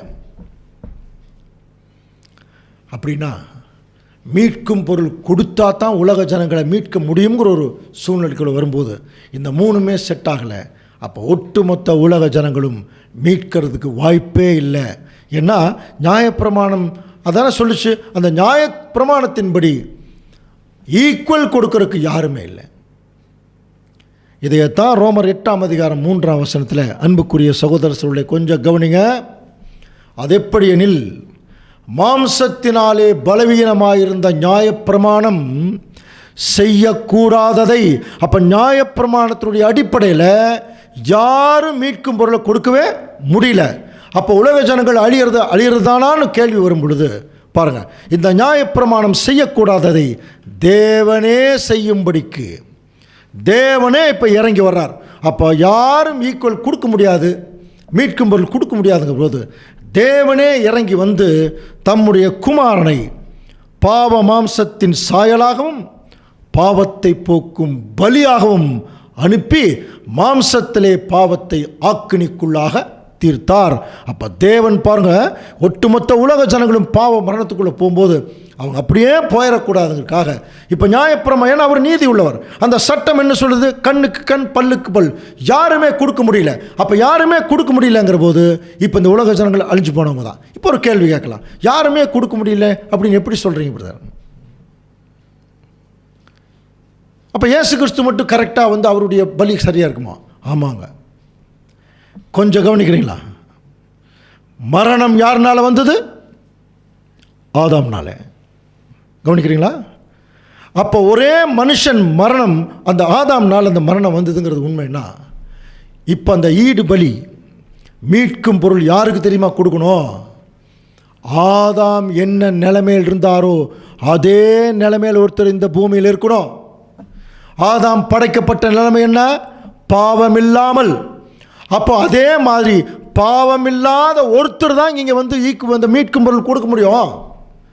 மனுஷன் பாவத்தில் இருக்கான், கொடுக்க முடியாது. மிருகம் கொடுக்க முடியாது, தேவதூதர் கொடுக்க முடியாது. அப்போ இந்த பூமியில் பாவமில்லாத மனுஷன் ஒருத்தனும் இல்லையே. அப்போ இந்த உலகத்தில் இருக்கிற எல்லா ஜனங்களும் மீட்கிறதுக்கு வழி இல்லைன்னு சொல்லும் பொழுது சட்டம் சொல்லுது, கண்ணுக்கு கண் பல்லுக்கு பல். இந்த சட்டத்தின்படி யாருமே ஈக்குவல் கொடுக்க முடியலங்கிறதுனால தேவன் மனமிறங்கி தன்னுடைய குமாரனை பாவ மாம்சத்தின் சாயலாக, பாருங்கள், ஆதாம் பாவமில்லாமல் இருந்தார், பாவத்துக்குள்ளே வந்தார். அதே மாதிரி தாங்க இயேசு கிறிஸ்து இந்த பூமியில் பாவமில்லாமல் பிறந்தார். ஆனால் அவர் மரிக்கும்போது எல்லா ஜனங்களுடைய பாவங்களும் அவர் மேலே தேவன் சுமத்துறாராம். அதுதான் ஈக்குவல். புரியுதுங்களா? மீட்கும் பொருள் அப்படின்னா ஆண்டவர் இயேசு கிறிஸ்து மீட்கும் பொருளாக வர்றார். மீட்கும் பொருளாக வர்றாருன்னா ஒட்டுமொத்த உலக ஜனங்கள் அவங்கள மீட்கிறதுக்கு அந்த அர்த்தத்தில் இல்லை. யார்னால மரணம் வந்துச்சோ அந்த மரணத்துக்கு ஈக்குவலான ஒரு மனுஷனுக்கு ஈக்குவலாக தான் கிறிஸ்து அதுதான் தராசில் நிற்கணும். கவனிக்கிறீங்களா? ஸோ தேவன் இது என்ன பண்ணியிருக்காருன்னா, எபிரேயர் 2:9 என்றாலும் தேவனுடைய கிருபையினால் ஒவ்வொருவருக்காகவும் மரணத்தை ருசி பார்க்கும்படிக்கு தேவ தூதரிலும் சற்று சிறியவராக்கப்பட்டிருந்த இயேசு மரணத்தை உத்திரத்தின் நிமித்தம் மகிமையினாலும் கனத்தினாலும் முடிசூட்டப்பட்டதை காண்கிறோம். அப்போ பாருங்க, தேவ ஆண்டவர் இயேசு கிறிஸ்து வந்து ஒவ்வொருவருக்காகவும் மரணத்தை ருசி பார்க்கிறாரு இந்த வசனம் சொல்லுது. ஆனால் இந்த கான்செப்ட் இருக்கு இல்லையா, கண்ணுக்கு கண் பல்லுக்கு பல். இந்த பக்கம் ஃபுல்லாக உலக ஜனங்கள் நிற்கிறாங்க, இந்த பக்கம் இயேசு கிறிஸ்து நின்னா அது ஈக்குவலானா அது ஈக்குவல் ஆகாது. ஏன் அப்படின்னா இவங்க எல்லாம் பாவத்துக்குள் இருக்கிறவங்க, கிறிஸ்து பாவம் இல்லாமல் பிறந்தார். அப்படின்னா யார் தான் ஈக்குவல் ஆக முடியும்? ஆதாம் தான் முதல்ல பாவத்துக்குள்ளே போனவர். அப்போ ஆதாமுக்கு ஈக்குவலான ஒரு பலியாக தான் ஆண்டவர் இயேசு கிறிஸ்து அவர் மாதிரியே இந்த பூமியில் வர்றார். அதுதான் ஈடு பலி, மீட்கக்கூடிய பொருள். ஸோ இதை தேவன் பரலோகத்தில் முடிவு செய்யும் பொழுது யார் நம்முடைய காரியமாய் போவார்னு சொல்லி பரலோகத்தில் அவர் கேட்டுட்டு இருக்கும்போது நமக்கு படித்தோம் இல்லையா, திருத்துவம் சப்ஜெக்ட்லேயே, இதோ நான் போகிறேன் ஆண்டவரே. இதுக்கு இதோ மீட்கும் பொருள் கொடுக்கறதுக்கு போகிறேன்னு அர்த்தம். இந்த சப்ஜெக்டை பொறுத்த வரைக்கும் நான் போகிறேன் ஆண்டவரே அப்படின்னு சொல்லிட்டு இயேசு கிறிஸ்து பரலோகத்தினுடைய ஐஸ்வர்யத்திலிருந்து அவர் எந்த அளவுக்கு கீழே இறங்கி இருக்கிறாருங்கிறத நம்ம கண்டுபிடிச்சோம்னா மிக மிக ஆச்சரியமும் அதிர்ச்சியுமாக இருக்கும். அன்புக்குரிய சகோதர சகோதரர்களே, அதுக்கு புரிகிறதுக்காக ஒரு சின்ன உதாரணம் சொல்கிறேன். பாருங்கள், இந்த படத்தை பாருங்கள். நிறையா கரப்பாம்பூச்சிகள் இருக்குது. இந்த கரப்பாம்பூச்சிக்குள்ளே ஏதோ ஒரு பிரச்சனை, ரொம்ப வருத்தமாக அந்த கரப்பாம்பூச்சிகள் இருந்துகிட்டு இருக்கும்போது யோசனை பண்ணுங்கள். இப்போ நம்ம போகிறோம், அங்கே போனோடனே இந்த கரப்பாம்பூச்சிக்கிட்ட கேட்குறோம், உனக்கு என்ன அங்கே பிரச்சனை அப்படின்னோடனே இந்த கரப்பாம்பூச்சிகள் சொல்லுது, இல்லைங்க நாங்கள் சின்ன பூச்சிகள் தான், ஆனால் நீங்கள் எங்களை விட பவர் தான், ஆனால் எங்கள் பிரச்சனையை உங்களால் தீர்க்க முடியாதுங்க அப்படின்னு சொல்லுதான். உடனே நாம் என்ன சொல்கிறோம், இல்லை நீ சின்ன பூச்சி தானே, நான் உன்னை விட பவர்ஃபுல் தானே மனுஷன், உங்கள் பிரச்சனை என்னன்னு சொல்லி நாங்கள் தீர்க்குறோம். இல்லை முடியாதுங்க, எங்கள் பிரச்சனையை உங்களால் தீர்க்க முடியாதுங்க அப்படின்னு திரும்ப இந்த கரப்பாம்பூச்சிகள் சொல்லிகிட்ருக்கான். இப்போ நமக்கு கொஞ்சம் ப்ரெஸ்டீஜ் ஆயிடுச்சு. அது எப்படி சின்ன பூச்சிகளுக்கு எவ்வளோ பெரிய பிரச்சனை எல்லாம் தீர்த்து வச்சுருக்கோம், இது தீர்க்க முடியாதா என்று சொல்லி அந்த பூச்சிகள்கிட்ட ரொம்ப வாதாடக்கூடிய சூழ்நிலை ஆயிடுச்சு. இல்லை உங்கள் பிரச்சனை என்னால் தீர்க்க முடியும், நீங்கள் சொல்லுங்கள் அப்படிங்கிற போது அந்த கரப்பாஞ்சி பூச்சிகள் சொல்லுதான், எங்கள் பிரச்சனையை நீங்கள் தீர்க்கணும்னா நீங்கள் கரப்பாம்பூச்சியாக மாறணும் அப்படின்னு சொல்லிச்சான். யாருங்க தயாராகிறது? எந்த மனுஷனும் தான் இருக்கிற நிலைமையிலிருந்து கீழே இறங்க யாருமே தயாராக இல்லை, யாருமே தயாராக இல்லை. நான் யார் தெரியுமான்னு கேட்குற அளவுக்கு தான் இருக்கிறாங்க எல்லாருமே, சின்ன ஆட்கள் கூட யாருமே தங்களுடைய நிலைமையிலிருந்து இறங்கிறதுக்கு தயார் இல்லை. இப்படிப்பட்ட ஒரு மனநிலை உள்ள ஒரு உலகம் இருக்கும் பொழுது நம்முடைய ஆண்டவர் இயேசு கிறிஸ்து தன்னுடைய பிதாவாகிய தேவனுடைய சிந்தை, அவருடைய நீதி, அவருடைய சித்தம் என்னன்னு தெரிஞ்சோடனே பரலோகத்தில் ஐஸ்வர்யம் உள்ளவரா ஆவிக்குரிய சரீரத்தில் இருந்தவர் அப்படியே தன்னை குறுக்கி எப்படி ஒரு கரப்பாம்பூச்சி ஒரு மனுஷன் மாறினா எப்படி இருக்குமோ அந்த மாதிரி ஆண்டவர் இயேசு கிறிஸ்து இந்த பூமியில். ஏன் இந்த கரப்பாம்பூச்சி உதாரணத்தை சொன்னோம் அப்படின்னா, நமக்கு கரப்பாம்பூச்சினாலே அருவருப்பாக இருக்கும். அந்த மாதிரி ஆண்டவர் இயேசு கிறிஸ்துடைய பரிசுத்தத்துக்கு முன்பாக இந்த உலக ஜனங்கள் எல்லாம் அசுத்தம், அருவருப்பு. ஆனால் 3 வருஷங்கள், அந்த 33 வருஷம் இந்த சாக்கடைக்குள்ளே பன்றிகள் தான் இருக்கும். அந்த பன்றிகளுக்கு நடுவில் ஒரு சுத்தமானவர் இருந்தால் எப்படி இருப்பார், அந்த மாதிரி ஆண்டவர் இயேசு கிறிஸ்து இருந்தாராம். புரியுதுங்களா? அது எதற்கு ஈக்குவல்னா, ஆதாம் பாவம் செய்வதற்கு முன்னாக இருந்த நிலைமை, அங்கெல்லாம் சுத்தமாக தான் இருந்தது. இவர் அசுத்தமாயிட்டார். ஆனால் இயேசு கிறிஸ்து எல்லாமே அசுத்தமாக இருந்தது. ஆனால் கிறிஸ்து எப்படி இருந்தார்? சுத்தமாக இருந்தார். அப்போது ஆதாமுக்குள் எல்லாரும் மரிக்கிறது போல படிக்கிறோம் இல்லையா? வாசிக்கலாம் 1 கொரிந்தியர் 15:45 வாசிக்கலாம். அந்தபடியே முந்தின மனுஷனாகிய ஆதாம் ஜீவ ஆத்துமாவானான் என்று எழுதியிருக்கிறது, பிந்தின ஆதாம் உயிர்ப்பிக்கிற ஆவியானார். அப்போ எத்தனை ஆதாம் இருக்குது பைபிளில்? 2 ஆதாம் இருக்குது, முந்தின ஆதாம் பிந்தின ஆதாம். முந்தின ஆதாம் ஜீவ ஆத்மாவானான். அந்த ஆத்மாவில் என்ன ஆயிடுச்சு? அவர் மரிச்சிட்டார். பாவம் செய்கிற ஆத்மாவே சாகும். ஆனால் பிந்தின ஆதாம் எப்படி இருக்காருன்னா, அவர் உயிர்ப்பிக்கிற ஆவியானார். இப்போ இதுவரைக்கும் பார்த்து கூட ஓரளவுக்கு புரிஞ்சிருக்காது. இப்போ நம்ம பேச போகிற வசனம் தான் இந்த மீட்கும் பொருள் என்பதற்குரிய அடையாளத்தை நமக்கு சொல்லக்கூடிய வசனம். கொஞ்சம் கவனிங்க. ரோமர் 5:18 இந்த தேவ ஆண்டவர் இயேசு கிறிஸ்து இந்த பூமியில் மீட்கும் பொருளாக எந்த அடிப்படையில் வந்தார்? கண்ணுக்கு கண் பல்லுக்கு பல் படித்தோம் இல்லையா? அந்த ஈக்குவலாக கண்ணுக்கு கண் பல்லுக்கு பல், ஜீவனுக்கு ஜீவன். அப்போ இயேசு கிறிஸ்து இந்த பூமியில் ஆதாமுடைய ஜீவனுக்கு ஈடா தன்னுடைய ஜீவனை கொடுக்கறதுக்கு தான் இந்த பூமியில் வந்திருக்கார். அதுதான் சட்டம். ஏன்? ஜீவனுக்கு ஜீவன், அதுதான சட்டம். இந்த சட்டம் எப்படி ஒர்க்காக இருக்குது பார்த்துங்க, அதுதான் ரொம்ப ஆச்சரியம். ஆகையால் ஒரே மீறுதலினாலே எல்லா மனுஷருக்கும் ஆக்கினிக்கு ஏதுவான தீர்ப்பு உண்டானது போல, ஒரே நீதியினாலே எல்லா மனுஷருக்கும் ஜீவனை அளிக்கும் நீதிக்கு ஏதுவான தீர்ப்பு உண்டாயிற்று. ஒன்றுமே புரியாது, அது புரிய வேண்டிய அவசியம் இல்லை, அது இன்னும் கொஞ்சம் ஆழமாக படிக்கும்போது புரிஞ்சிடும். ஆனால் அடுத்த வசனம் ரொம்ப ரொம்ப முக்கியம். அன்புக்குரிய சகோதர சகோதரர்களே, தேவனுடைய திட்டம், அவருடைய சட்டம் எப்படி வேலை செஞ்சிருக்கு தெரியுங்களா? கவனிங்க. அன்றியும் ஒரே மனுஷனுடைய கீழ்ப்படியாமையினாலே அநேகர் பாவிகளாக்கப்பட்டது போல. கவனிக்கிறீங்களா? அப்போ எல்லாரும் பாவிகள் ஆயிட்டாங்க. அதுக்கு யார் காரணம்னா, ஒரே மனுஷனுடைய கீழ்ப்படியாமை. ஆட்டோமேட்டிக்காக எல்லாரும் கீழ்ப்படியாமைக்குள்ளே போயிட்டாங்க. அப்போ ஒரு மனுஷனுடைய கீழ்ப்படியாமைனால எல்லாரும் பாவிகளாக்கப்பட்டது உண்மைதானே? அந்த நேச்சர் நடந்துட்டு தான் இருக்கு. இப்போ சொல்கிறார் பாருங்க, அது மாதிரி ஒருவருடைய கீழ்ப்படிதலினாலே அநேகர் நீதிமான்களாக்கப்படுவார்கள். கவனிக்கிறீங்களா? இது தாங்க ரன்சம், மீட்கும் பொருளுடைய பொக்கிஷமான கருத்து தான். தேவன் என்ன பண்ணினார்னா, ஆதாம் என்கிற ஒரு மனுஷனுடைய கீழ்ப்படியாமையினாலே எல்லாரும் பாவிகளாக்கப்பட்டது உண்மைதான். ஒருவேளை தேவன் நம்மளை பார்த்து சொன்னார்னு வச்சுங்களேன், சரி ஆதாம்ங்கிற மனுஷனுடைய கீழ்ப்படியாமையினால எல்லாரும் பாவிகளாக்கப்பட்டது நேச்சரில் உண்மைதான். அப்படின்னா இப்போ நீங்கள் எல்லாரும் கீழ்ப்படிஞ்சா தான் நீங்கள் ஜீவனுக்குள்ளே வருவீங்கன்னு தேவன் ஒருவேளை சட்டம் வச்சுருந்தார்னா யாருமே இன்றைக்கி அவருக்கு கீழ்ப்படிஞ்சிருக்கிறதுக்கு வாய்ப்பே இல்லை. நம்முடைய பலவீனம் தெரியும், நம்முடைய பாவ நிலைமை தெரியும். இப்போ தேவன் என்ன செய்கிறாருன்னு தன்னுடைய சட்டத்துக்கு முன்னாடி கொண்டு வந்து நிறுத்திட்டு என்ன பண்ணுறாருன்னா, அப்போது ஒருத்தருடைய மீறுதலினாலே எல்லாரும் பாவி இழக்கப்பட்டது உண்மைன்னா, இப்போ எனக்கு நீங்கள் எல்லாரும் திரும்ப வரணும்னா உங்களுக்கு பதிலாக ஒருத்தர் கீழ்ப்படிஞ்சா போதும். அதுதான் கண்ணுக்கு கண், பல்லுக்கு பல், ஜீவனுக்கு ஜீவன். ஒருத்தருடைய கீழ்ப்படியாமையினால எல்லாரும் பாவிகளாக்கப்பட்டது உண்மைன்னா, எனக்கு இப்போ நீங்கள் அதுக்கு உங்கள் எல்லாத்துக்கும் பதிலாக ஒருத்தர் உண்மையாக கீழ்ப்படிஞ்சா போதும், எல்லாருமே வந்துடலாம். இந்த ஒரு சட்டத்தின் நிமித்தம் தாங்க இந்த ஒரு அரேஞ்ச்மெண்ட்டே வந்து. இந்த சட்டம் இல்லைன்னா நம்ம அத்தனை பேர் கீழ்ப்படிஞ்சு தான் ஜீவனுக்குள்ளே வரணும்னா அது நடக்கவே நடக்காது. ஏன்னா நம்ம பிறந்ததுலேயே பாவத்தில். தேவன் நம்முடைய பலவீனத்தை பார்த்துட்டு தாங்க தேவன் தன்னுடைய இரக்கத்தை, தன்னுடைய அன்பை நீதிக்குள்ளே வச்சுருக்காராம். கண்ணுக்கு கண், பல்லுக்கு பல். ஒருவருடைய கீழ்ப்படியாமையினாலே பாவிகளாக்கப்பட்டது உண்மைன்னா அதுக்கு பதிலாக இன்னும் ஒருத்தர் கீழ்ப்படிஞ்சா போதும். அந்த ஒருத்தர் எப்படி இருக்கணும்? ஆதாம் எப்படி பாவம் செய்யறதுக்கு முன்னாடி இருந்தார் அதுக்கு ஈக்குவலாக இருக்கணும். இந்த பூமியில் யாருமே இல்லை. அதனால தான் தான் ஏற்படுத்தின சட்டத்துக்கு தேவன் தானே கீழ்ப்படுகிறார். ஒரு ஈடுபலி கொடுக்கணும், அதுதான் அவருடைய சட்டம்.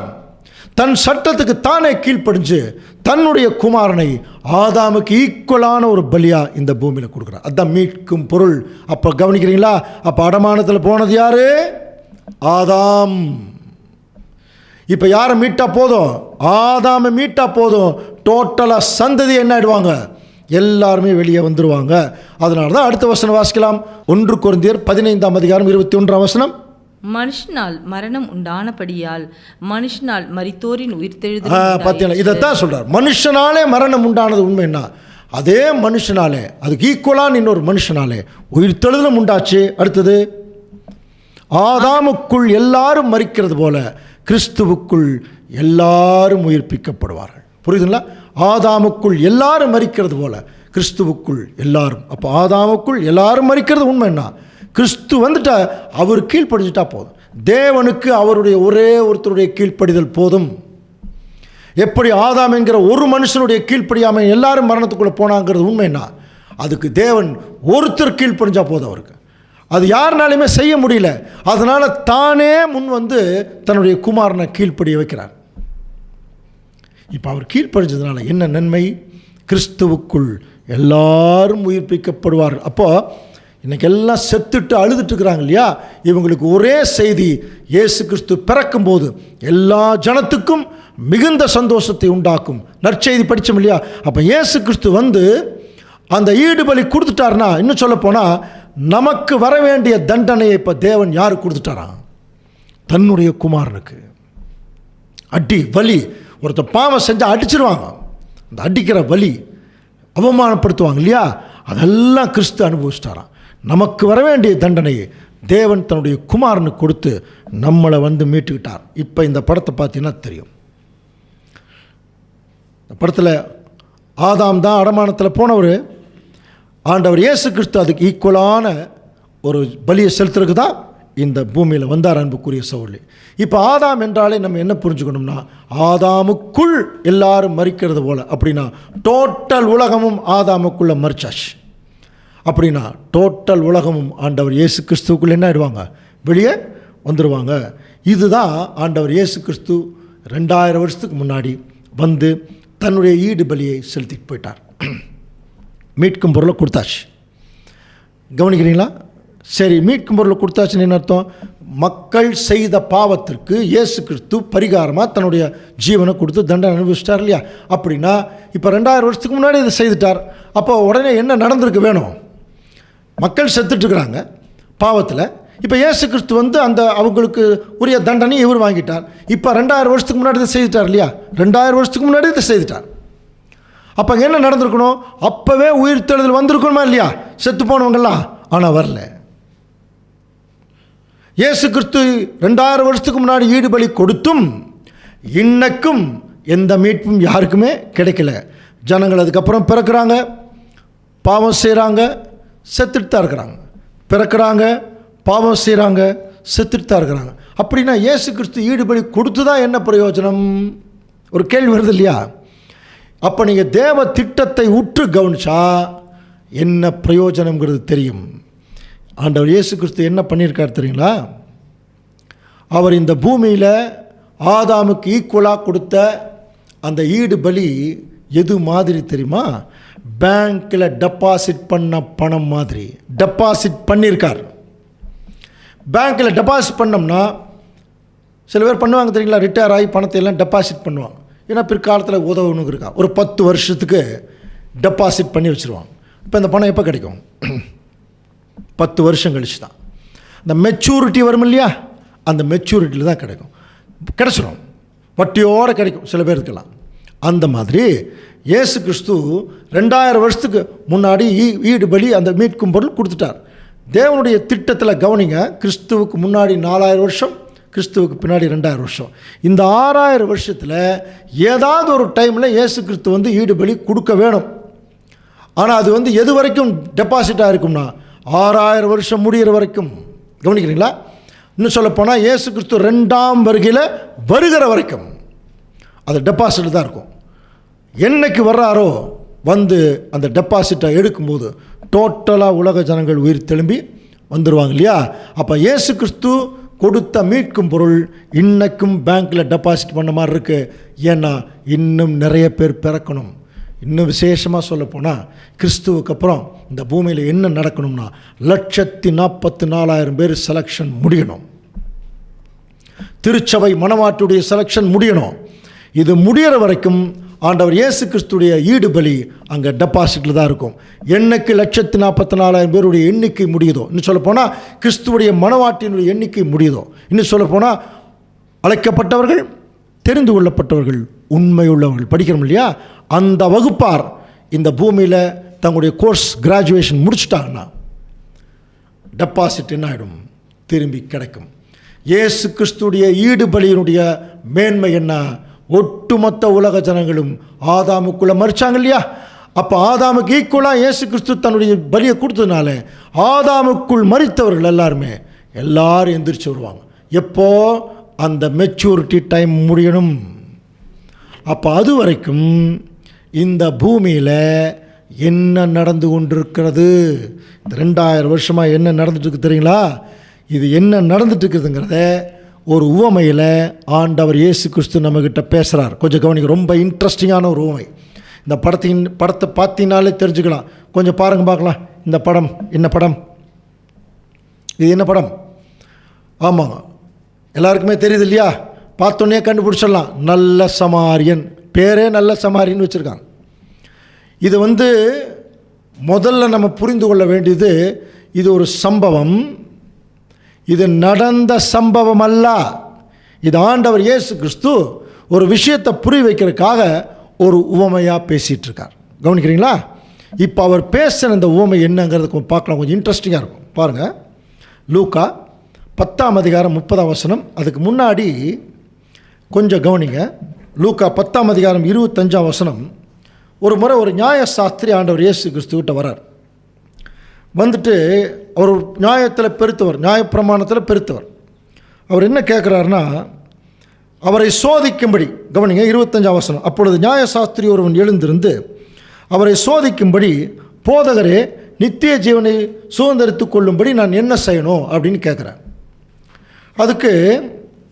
அதற்கு அவர், நியாயப்பிரமாணத்தில் என்ன எழுதியிருக்கிறது, நீ இதை வாசித்திருக்கிறது என்ன அப்படின்னு சொல்லும் பொழுது அவன் கிளியராக சொல்கிறான் பாருங்கள். அவன் பிரதியுத்தரமாக, உன் தேவனாகிய கர்த்தரிடத்தில் உன் முழு இருதயத்தோடும், உன் முழு ஆத்மாவோடும், உன் முழு பலத்தோடும், உன் முழு சிந்தையோடும் அன்பு கூர்ந்து, உன்னிடத்தில் நீ அன்பு கூறுவது போல பிறனிடத்திலும் அன்பு கூறுவாயாக.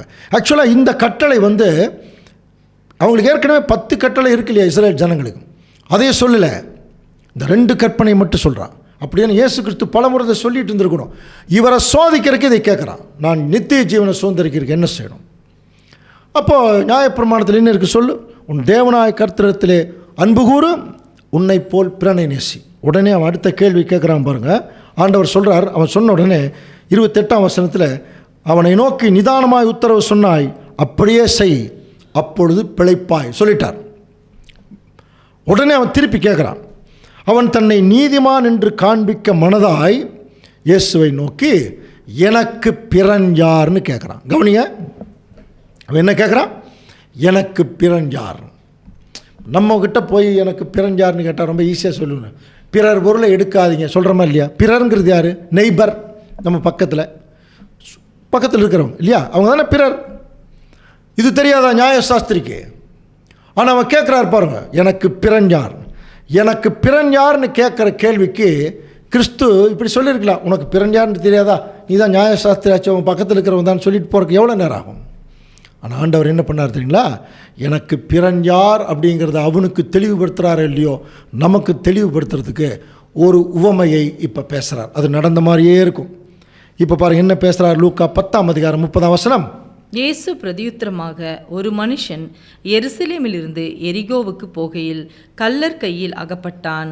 அவர்கள் அவன் வஸ்திரங்களை உரித்து கொண்டு அவனை காயப்படுத்தி குற்றுயிராக விட்டு போனார்கள். கவனிக்கிறீங்களா அன்புக்குரிய சகோதர சோழ? பாருங்க, ஒரு மனுஷன் எருசலேமிலிருந்து எரிகோவுக்கு போகிறாராம். அதுலேயே பாருங்க 2 ஊர் பேர் வேறு போட்டிருக்கு. இது ஆக்சுவலாக நடந்த சம்பவம் இல்லை, இது ஒரு உவமை. ஒரு மனுஷன் எருசலேமிலிருந்து எரிகோவுக்கு போகிறான். போகிற வழியில் கல்லர் கையில் அகப்பட்டு அவனை அடித்து கீழே தள்ளி குற்றூரும் குறையுமா போட்டு, நல்லா கவனிங்க, அவனுடைய வஸ்திரங்களை எடுத்துக்கிறான். வஸ்திரங்களை எடுத்துகிறான். அப்போ அவன் குற்றுயிரும் குறையுமா கிடக்கிறான்.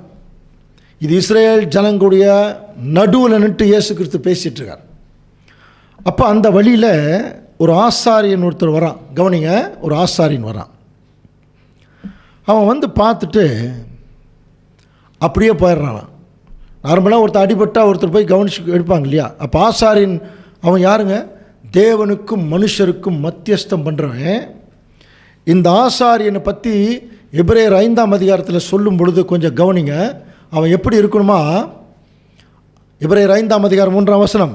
அன்றியும் மனுஷரில் தெரிந்து கொள்ளப்பட்ட எந்த பிரதான ஆசாரியனும் பாவங்களுக்காக காணிக்கைகளையும் பலிகளையும் செலுத்தும்படி மனுஷருக்காக தேவ காரியங்களை பற்றி நியமிக்கப்பட்டிருக்கிறான். அவன் தேவ காரியங்களை குறித்து நியமிக்கப்பட்டிருக்கான். தானும் பலவீனம் உள்ளவனாக இருக்கிறபடினாலே அறியாதவர்களுக்கும் நெறிதப்பி போனவர்களுக்கும் இறங்கத்தக்கவனாக இருக்கிறான். அப்படின்னா அவன் எப்படி இருக்கணும்? அவன் ஒரு இரக்கமுள்ளவனாக இருக்கணும். ஆனால் அவன் என்ன பண்ணுறான்னா, அப்படியே அவன் வேலையை பார்த்துட்டு போயிடுறான்.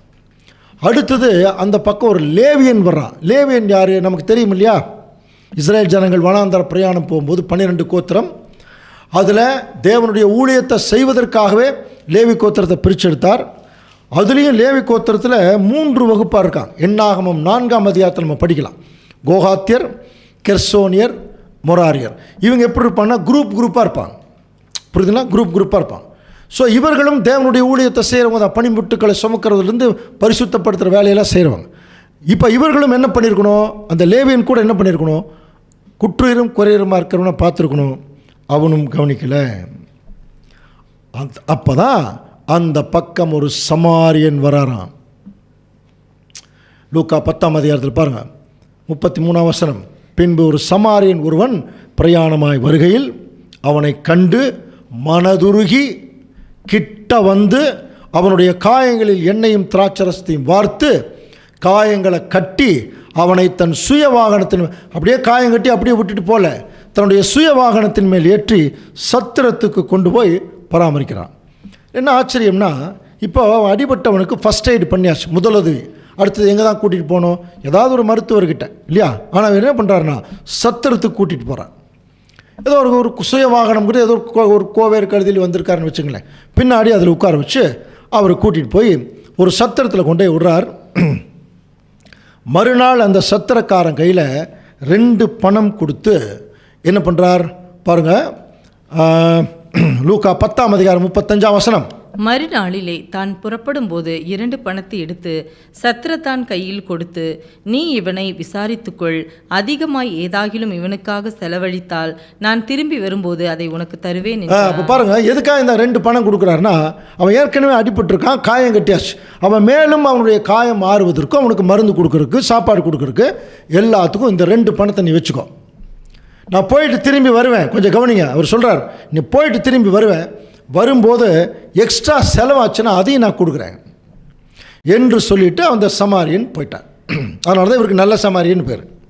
ஓகே, இப்போ இந்த ஊமையை சொல்லிவிட்டு ஆண்டவர் கேட்குறார் அந்த நியாயசாஸ்திரிகிட்ட, இப்படி இருக்க கள்ளர் கையில் அகப்பட்டவனுக்கு இந்த 3 பேரில் எவன் பிறனாயிருந்தான்னு கேட்டார். உனக்கு எப்படி தோணுது? நீ தான் பிறன் யாருன்னு கேட்ட இல்லையா?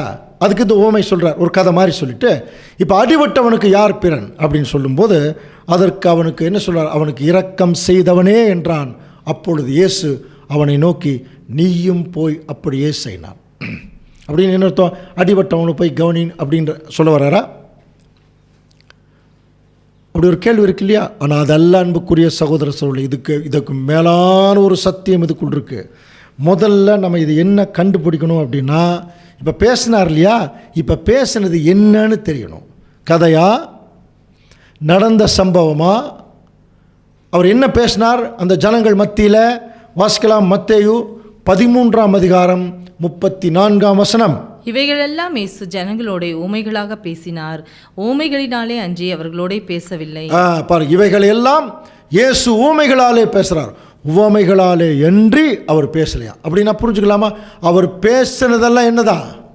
ஊமைகள் தான். உவமை என்றால் என்ன? What is mean by parable? உவமை என்றால் ஒரு விஷயத்தை புரிய வைக்கிறதுக்காக சொல்கிற உதாரணம்.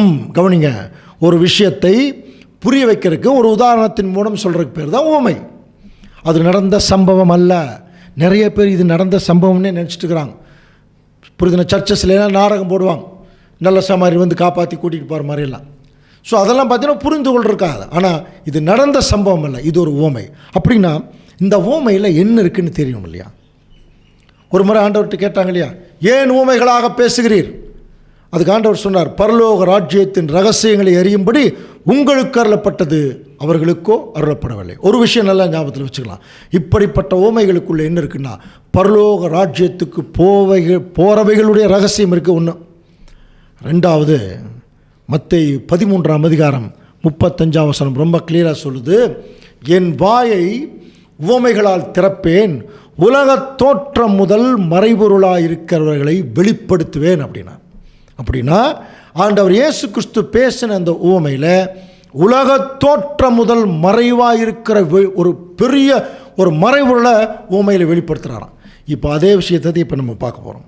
இந்த அடிப்படையில் இந்த உவமைக்குள்ளே போனோம்னா இந்த உவமையிலேயே உலகத் தோற்றம் முதல் மறைபொருளாக இருக்கிற ஒரு சத்தியத்தை நம்ம கண்டுபிடிக்கலாம். இப்போ ஆரம்பிக்கலாமா? பாருங்கள், இந்த ஊமையினுடைய ஆரம்பமே எப்படி இருக்குன்னா, இயேசு பிரதியுத்தரமாக ஒரு மனுஷன் எருசலேமிலிருந்து எரிகோவுக்கு போயிட்டுருக்கான். கவனிங்க, இப்போ நம்முடைய கேள்வி என்னென்னா, ஏன் அவன் கானாவூர்லேருந்து கப்பர்நகூமுக்கு போயிருக்கலாமே, நாசரேத்தூர்லேருந்து கலிலேயாவுக்கு போயிருக்கலாம் இல்லையா? அந்த மாதிரி ஊர்களெல்லாம் சொல்லாமல் பர்டிகுலராக எருசலேமிலிருந்து எரிகோவுக்கு போயிட்டுருக்கான்னு சொல்கிறான். போகிற வழியில் தான் அங்கே கள்ளர் கையில் அகப்பட்டான்.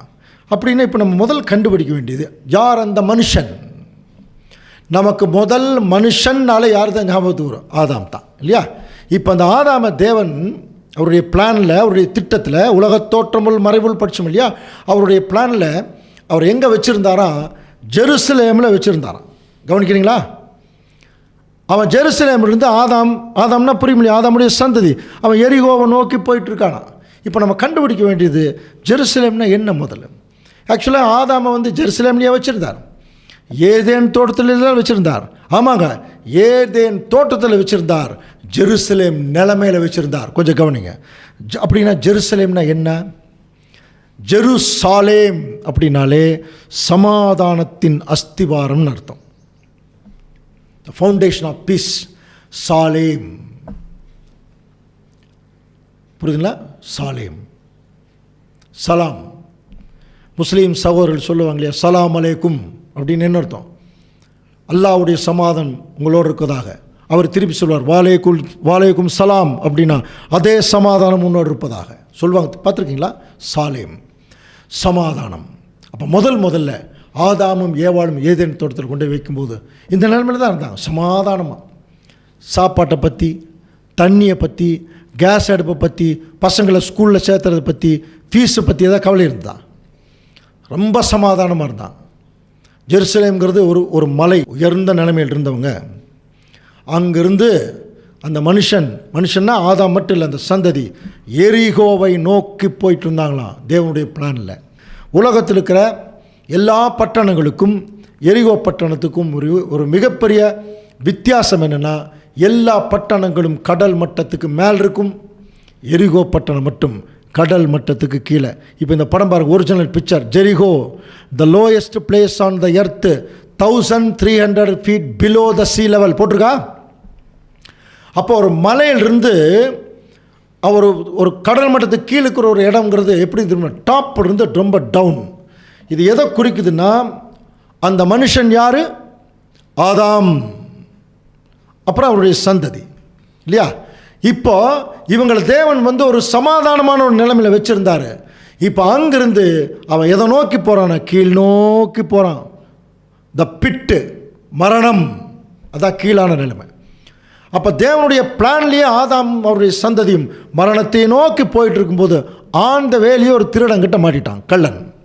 கள்ளன் யார்?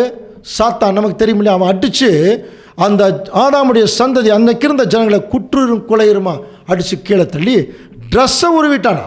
கவனிச்சிங்களா? அவங்களுடைய வஸ்திரங்களை உறிந்து கொண்டு. அதனால தான் ஆதாமும் ஏவாளும் கீழ்ப்படியாமல் போனதுக்கு பிறகு அவர்கள் முதல் கண்டுபிடிப்புன்னா தங்ககிட்ட வஸ்திரம் இல்லை, போய் மறைஞ்சிக்கிறாங்க பாருங்க. மரத்துக்கடியில் பின்னாடி போய் மறைஞ்சிட்டாங்க இல்லையா. ஏன்னா அவங்ககிட்ட அந்த கண் திறந்துருச்சு, வஸ்திரம் இல்லைங்கிறது தெரிஞ்சிருச்சு அவங்களுக்கு. அப்போ அன்புக்குரிய சகோதர சகோதரி, இதுதான் அந்த உவமையினுடைய பொருள். ஆதாம் ஒரு சமாதான நிலைமையிலிருந்து மரணத்தையும் ஒரு பெரிய ஒரு பாதாளத்தை நோக்கி போயிட்டுருக்கான். இடையில சாத்தானுடைய இன்ஃப்ளூயன்ஸ்குள்ளே இப்போ அவன் குற்றுயிரும் கொலையுருமா கிடந்துட்டுருக்கான். முதலாம் உலகம் அப்படியே கண்டினியூ ஆகுது. ரெண்டாம் உலகம் கண்டினியூ ஆகும்போது அதே உலக ஜனங்கள் தான் குற்றுயிரும் கொலையுருமா இருக்கும்போது முதல் முறையாக இந்த உலக ஜனங்கள் மத்தியிலிருந்து அடிபட்டவங்களை தூக்கி எடுக்கிறதுக்கு தேவன் ஆசாரியர்கள்னு ஒருத்தரை வச்சார். ரெண்டாம் உலகம் இஸ்ரேல் ஜனங்க மத்தியில் ஆசாரியர்கள் எப்படி இருப்பாங்க? பெருசாக அங்கெல்லாம் போட்டு இருப்பாங்க இல்லையா. அவர்கள் வேலை என்ன? அந்த ஜனங்களுக்கு நன்மை செய்கிறதா. ஆனால் அன்னைக்கு இருந்த ஆசாரியர்கள் இந்த குற்றுயிரும் கொலையுருமா சத்தியம் தெரியாமல் கஷ்டப்படுகிற ஜனங்களுக்கு அவங்கள காயங்கட்டுறதுக்கோ அல்லது அவங்களுக்கு ஒரு நல்ல விஷயத்தை சொல்கிறதுக்கோ அவங்க தயாராக இல்லை. அவங்க இவங்களை வச்சு பொழைச்சிட்டு அவங்க வழியை பார்த்துட்டு போயிட்டு இருந்தாங்க. கவனிக்கிறீங்களா?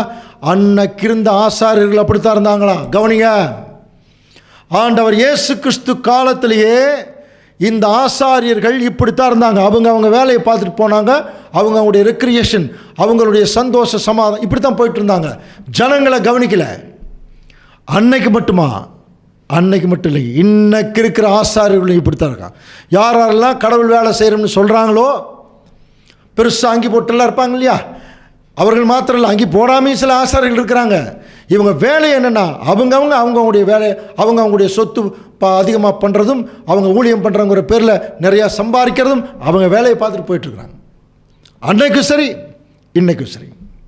ரைட். அடுத்தது ரெண்டாவது அந்த வழியில் ஒரு லேவியன் வர்றான். லேவியன் அவங்க யாருங்க? அவங்களும் தேவனுடைய ஊழியத்தை செய்கிறவங்க. ஆனால் அவங்க குரூப்பாக இருப்பாங்க.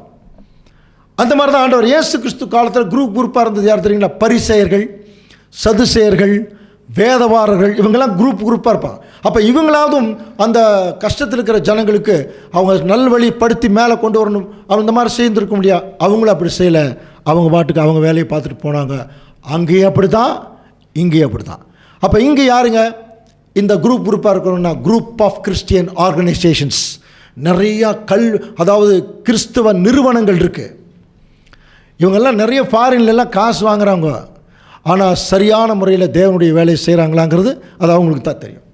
ஆனால் ஒன்று, அந்த ஜனங்கள் குற்றுயிரும் கொலையுருமா இருக்கிறவங்கள மேலே கொண்டு வரல. இன்றைக்கு வரைக்கும் கொண்டு வரல. நமக்கு நல்லாவே தெரியும். எல்லாம் அப்படியே தான். இங்கே ஒரு கூட்டம் நடந்தால் அதுக்கு போகிறாங்க, அங்கே ஒரு கூட்டம் நடந்தால் அங்கே போனால் ஏதோ ஆசீர்வாதம் கிடைக்குமா, இங்கே போனால் ஆசீர்வாதம் கிடைக்குமா, இப்படி தான் போகிறாங்களுடைய. எங்கேயுமே கிடைக்கிறது இல்லை.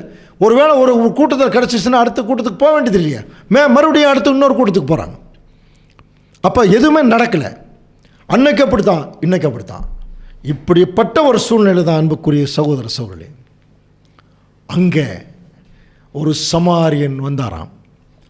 அவர் சமாரியர்கள் கவனிச்சு பார்த்தீங்கன்னா இஸ்ரேலுடைய கலப்பினத்தில் அவங்க வந்ததுனால யூதர்கள் ரொம்ப ரொம்ப வெறுப்பாங்களாம். கீழ் ஜாதி மாதிரி ட்ரீட் பண்ணுவாங்க.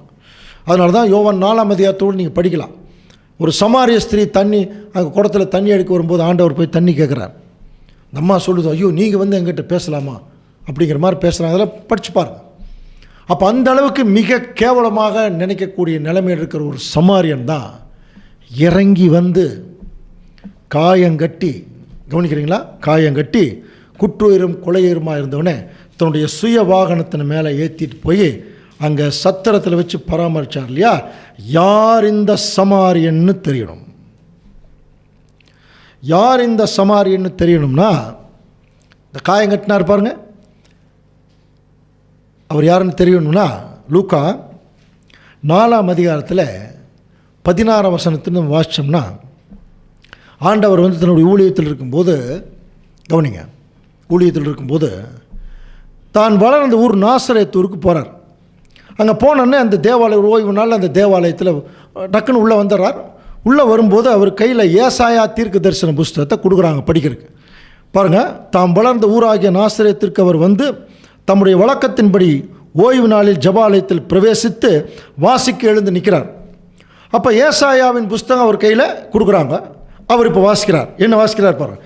கர்த்தருடைய ஆவியானவர் என்மேல் இருக்கிறார், தரித்திரருக்கு சுவிசேஷத்தை பிரசங்கிக்கும்படி என்னை அனுப்பினார், என்னை அபிஷேகம் பண்ணினார், இருதயம் நறுங்குண்டவர்களை குணமாக்கவும், சிறைப்பட்டவர்களுக்கு விடுதலையும், குருடருக்கு பார்வையும் பிரசித்தப்படுத்தவும், நொறுங்குண்டவர்களை விடுதலையாக்க என்னை அனுப்பினார் அப்படிங்கிற அந்த வசனத்தை வாசித்து முடிச்சு அது அவர் கையில் கொடுத்துட்டு உட்கார்றார். இது யாரை பற்றி எழுதப்பட்ட தீர்க்க தரிசனம் அப்படின்னா, இது ஆண்டவர் இயேசு கிறிஸ்துவை பற்றி சொல்லப்பட்ட தீர்க்க தரிசனத்தை அவரே வாசிக்கிறார். அவரை பற்றி சொன்னதை அவரே வாசிக்கிறார். அப்படின்னா இது எத்தனாவது அதிகாரம்? ஏசாயா 61ஆம் அதிகாரம். கொஞ்சம் கவனிங்க, ஏசாயா 61ஆம் அதிகாரத்தை தான் ஆண்டவர் இயேசு கிறிஸ்து இங்கே வாசிக்கிறார். இதில் இந்த சமாரியன் யாருங்கிறத கண்டுபிடிக்கிறதுக்கு ஒரே குழு அந்த 61ஆம் அதிகாரம் தான். இப்போ லூக்கா 4ஆம் அதிகாரத்தில் 18ஆம் வசனத்தில் என்ன சொல்லியிருக்குன்னா, இருதயம் நறுங்குண்டவர்களை குணமாக்கவும் இருக்கு இல்லையா, அதே வசனத்தை ஏசாயா 61ஆம் அதிகாரத்தில் நம்ம படிக்கும்போது இருதயம் நொறுங்குண்டவர்களுக்கு காயங்கட்டவும் அப்படின்னு இருக்கும். 1ஆம் வசனத்திலேயே ஏசாயா 61:1 இருதயம் நொறுங்குண்டவர்களுக்கு காயங்கட்டவும். அப்படின்னா அன்னைக்கு குற்றூரியம் கொலையுறமாக இருந்த ஜனங்களுக்கு காயம் கட்டுவதற்காக வந்த அந்த நல்ல சமாரியன் யாருன்னா நம்முடைய ஆண்டவர் இயேசு கிறிஸ்து தான். அதனால தான் அவருக்கு நல்ல சமாரியன்னே பேர். எப்படி சமாரியர்களை யூதர்கள் வெறுத்தார்களோ அந்த மாதிரி ஆண்டவர் இயேசு கிறிஸ்துவையும் அவர்கள் ரொம்ப வெறுத்தாங்க. இன்னொரு விஷயம் தெரியுங்களா, இப்போது சில பேர்லாம் ரொம்ப கேவலமாக ஒருத்தரை பற்றி திட்டணும்னு ஒரு கீழ் ஜாதி பேர் வச்சு திட்டுவாங்க தெரியுங்களா. அந்த மாதிரி ஆண்டவர் ஒரு முறை சமாரியன்கிறது கீழ் ஜாதி பேர் மாதிரி, ஆனால் தெரியாமையே அந்த பேர் வச்சு திட்டி அவர் தான் சமாரியன்கிறத சொல்லாமல் சொல்லிட்டாங்க. யோவான் 8ஆம் அதிகாரம் 48ஆம் வசனம் பாருங்கள். யோவான் 8ஆம் அதிகாரம். அப்பொழுது யூதர்கள் அவருக்கு பிரதியுத்தரமாக, உன்னை சமாரியன் என்றும் பிசாசு பிடித்தவன் என்றும் நாங்கள் சொல்லுகிறது சரிதானே. பார்த்தீங்களா, இவங்க தெரியாமையே இவர் தான் அந்த சமாரியன்கிறத சொல்கிறாங்க பாருங்க. ஆனால் உங்களுக்கு தெரியல, ஒரு கீழ்ஜாதிக்காரரை திட்டுற மாதிரி திட்டுறாங்களே ஒழிய இவர் தான் அந்த ஒரிஜினல் சமாரியன்கிறது தெரியல. அப்போது அந்த சமாரியன் வெறுக்கப்பட்ட சமாரியன் தான் ஆண்டவர் இயேசு கிறிஸ்து. அவர் முதலாம் வருகையில் வர்றார். அதான் இறங்கி வந்து தன்னுடைய வசனங்களின் மூலம் நிறைய குற்றுயிராக கிடந்தாங்க. இஸ்ரேல்லையே கொலையுயிராக கிடந்தாங்க, புறஜாதியில் இருந்தாங்க. அவர்களுக்கு என்ன பண்ணார்னா காயங்கட்டார். இருதயம் நொறுங்குண்டவர்களுக்கு காயங்கட்டி ஃபஸ்ட் எய்டு பண்ணியாச்சு. பண்ணிவிட்டு இப்போ சத்திரத்தில் கொண்டு போய் அவர் விடுறார். சத்திரத்தில் விடுறாருன்னு என்ன அர்த்தம்? எங்கே தான் விட்டுருக்கணும்? ஒரு மருத்துவர்கிட்ட இல்லை ஹாஸ்பிட்டல். அன்றைக்கெல்லாம் ஹாஸ்பிட்டல் இருக்கான்னு தெரியாது. அப்போ சத்திரத்தில் விடுறாருன்னா சத்தியம் என்ன சொல்லுது? சத்திரம் என்பது பாருங்கள், இன்றைக்கி நம்ம தங்குறோம், நாளைக்கு இன்னொருத்தர் தங்குவாங்க. ஒரு நிரந்தரம் இல்லாத இடம். அப்போ அந்த நிரந்தரம் இல்லாத இடம்ங்கிறது எதுனா இந்த உலகம் தான். அப்போ இங்கே தான் ஆண்டவர் இயேசு கிறிஸ்து வந்து காயங்கட்டி, புரியுதுங்களா, எண்ணெய் பரிசுத்தாவி, எண்ணெய் வார்த்துனா பரிசுத்தாவியை எல்லாம் கொடுத்து இப்போ உலகத்தில் விட்டுட்டு என்ன பண்ணிட்டு போயிருக்காரு தெரியுங்களா? 2 பணம் கையில் கொடுத்தாராம். நான் போயிட்டு திரும்பி வருவேன், அது வரைக்கும் உங்கள் காயங்களை, என்ன காயங்கள், பாவ காயங்களை ஆற்றுவதற்கு இந்த 2 பணத்தை செலவு பண்ணுங்கன்னு சொல்லிட்டு போனாராம். கவனிக்கிறீங்களா? புரியுதா? நான் வர்ற வரைக்கும் உங்களுடைய பாவ காயங்களை ஆற்றுறதுக்கு இந்த 2 பணத்தை நீங்கள் செலவு பண்ணிக்க. அந்த 2 பணம் பேர் ஒன்றுமில்லை அன்புக்குரிய சகோதர சொல்லி, ஒன்று பழைய ஏற்பாடு, இன்னொன்று புதிய ஏற்பாடு. இது 2 தான் நம்முடைய காயங்களை ஆற்றக்கூடிய மருந்துகள். கொடுத்துட்டு போயிருக்கார். ஆத்திங்கன். என்ன பிரச்சனைன்னா, இப்போ நம்ம யார்கிட்டயா நம்ம சொந்தக்கார்ட்ட போய் ஒரு 10,000 ரூபா கொடுத்து நான் வர்ற வரைக்கும் செலவு பண்ணாதீங்கன்னு சொல்லிட்டு போனோம்னு வைங்க, நம்ம போயிட்டு வர்றதுக்குள்ளே முதல் வேலை அதை செலவு பண்ணிடுவோம். அதுதான் நேச்சர். ஆனால் இங்கே இன்னைக்கு வரைக்கும் இந்த கிறிஸ்தவர்களாகட்டும் எல்லாம் யாருடைய காயமும் ஆறல, எல்லாம் புலம்புறாங்க. ஏன் தெரியுமா? ஏன் காயம் ஆறலைன்னு இந்த 2 பணத்தை செலவு பண்ணவே இல்லை. இன்னைக்கு வரைக்கும் 2000 வருஷம் ஆயிடுச்சுங்க இயேசு கிறிஸ்து வந்துட்டு போய். செலவு பண்ணவே இல்லை. ஏன் செலவு பண்ணலைன்னா, எப்படி செலவு பண்ணுறதுன்னு தெரியவில்லை. சில பேர் சொல்லுவாங்க தெரியுமா, பாருங்க இவருக்கு வெகுளியாக இருக்காருங்க, கையில் பணத்தை கொடுத்தா என்ன தெரியாது சொல்லுவாங்க இல்லையா? அந்த மாதிரி கையில் பைபிள் எல்லோரும் வச்சுருக்காங்க, 2 பணம் வச்சுருக்காங்க. எப்படி செலவு பண்ணுறது, எப்படி படிக்கிறது, எப்படி பயன்படுத்துறது, எப்படி தீர்க்க தரிசனங்களை அறிந்து கொள்வது, எப்படி ஊமையினுடைய பொருளை தெரிஞ்சுக்கிறது, எதுவுமே தெரியாது. சும்மா வாய்க்கு வந்தபடி சில வசனங்கள் சொல்கிறாங்க. சந்தோஷம் வந்தால் சங்கீதம், துன்பம் வந்தால் பிரசங்கி, ஒரு மாதிரி லெவல் இருந்தால் உன்னத பாட்டு, இப்படி போயிட்டுருக்காங்க எல்லாருமே.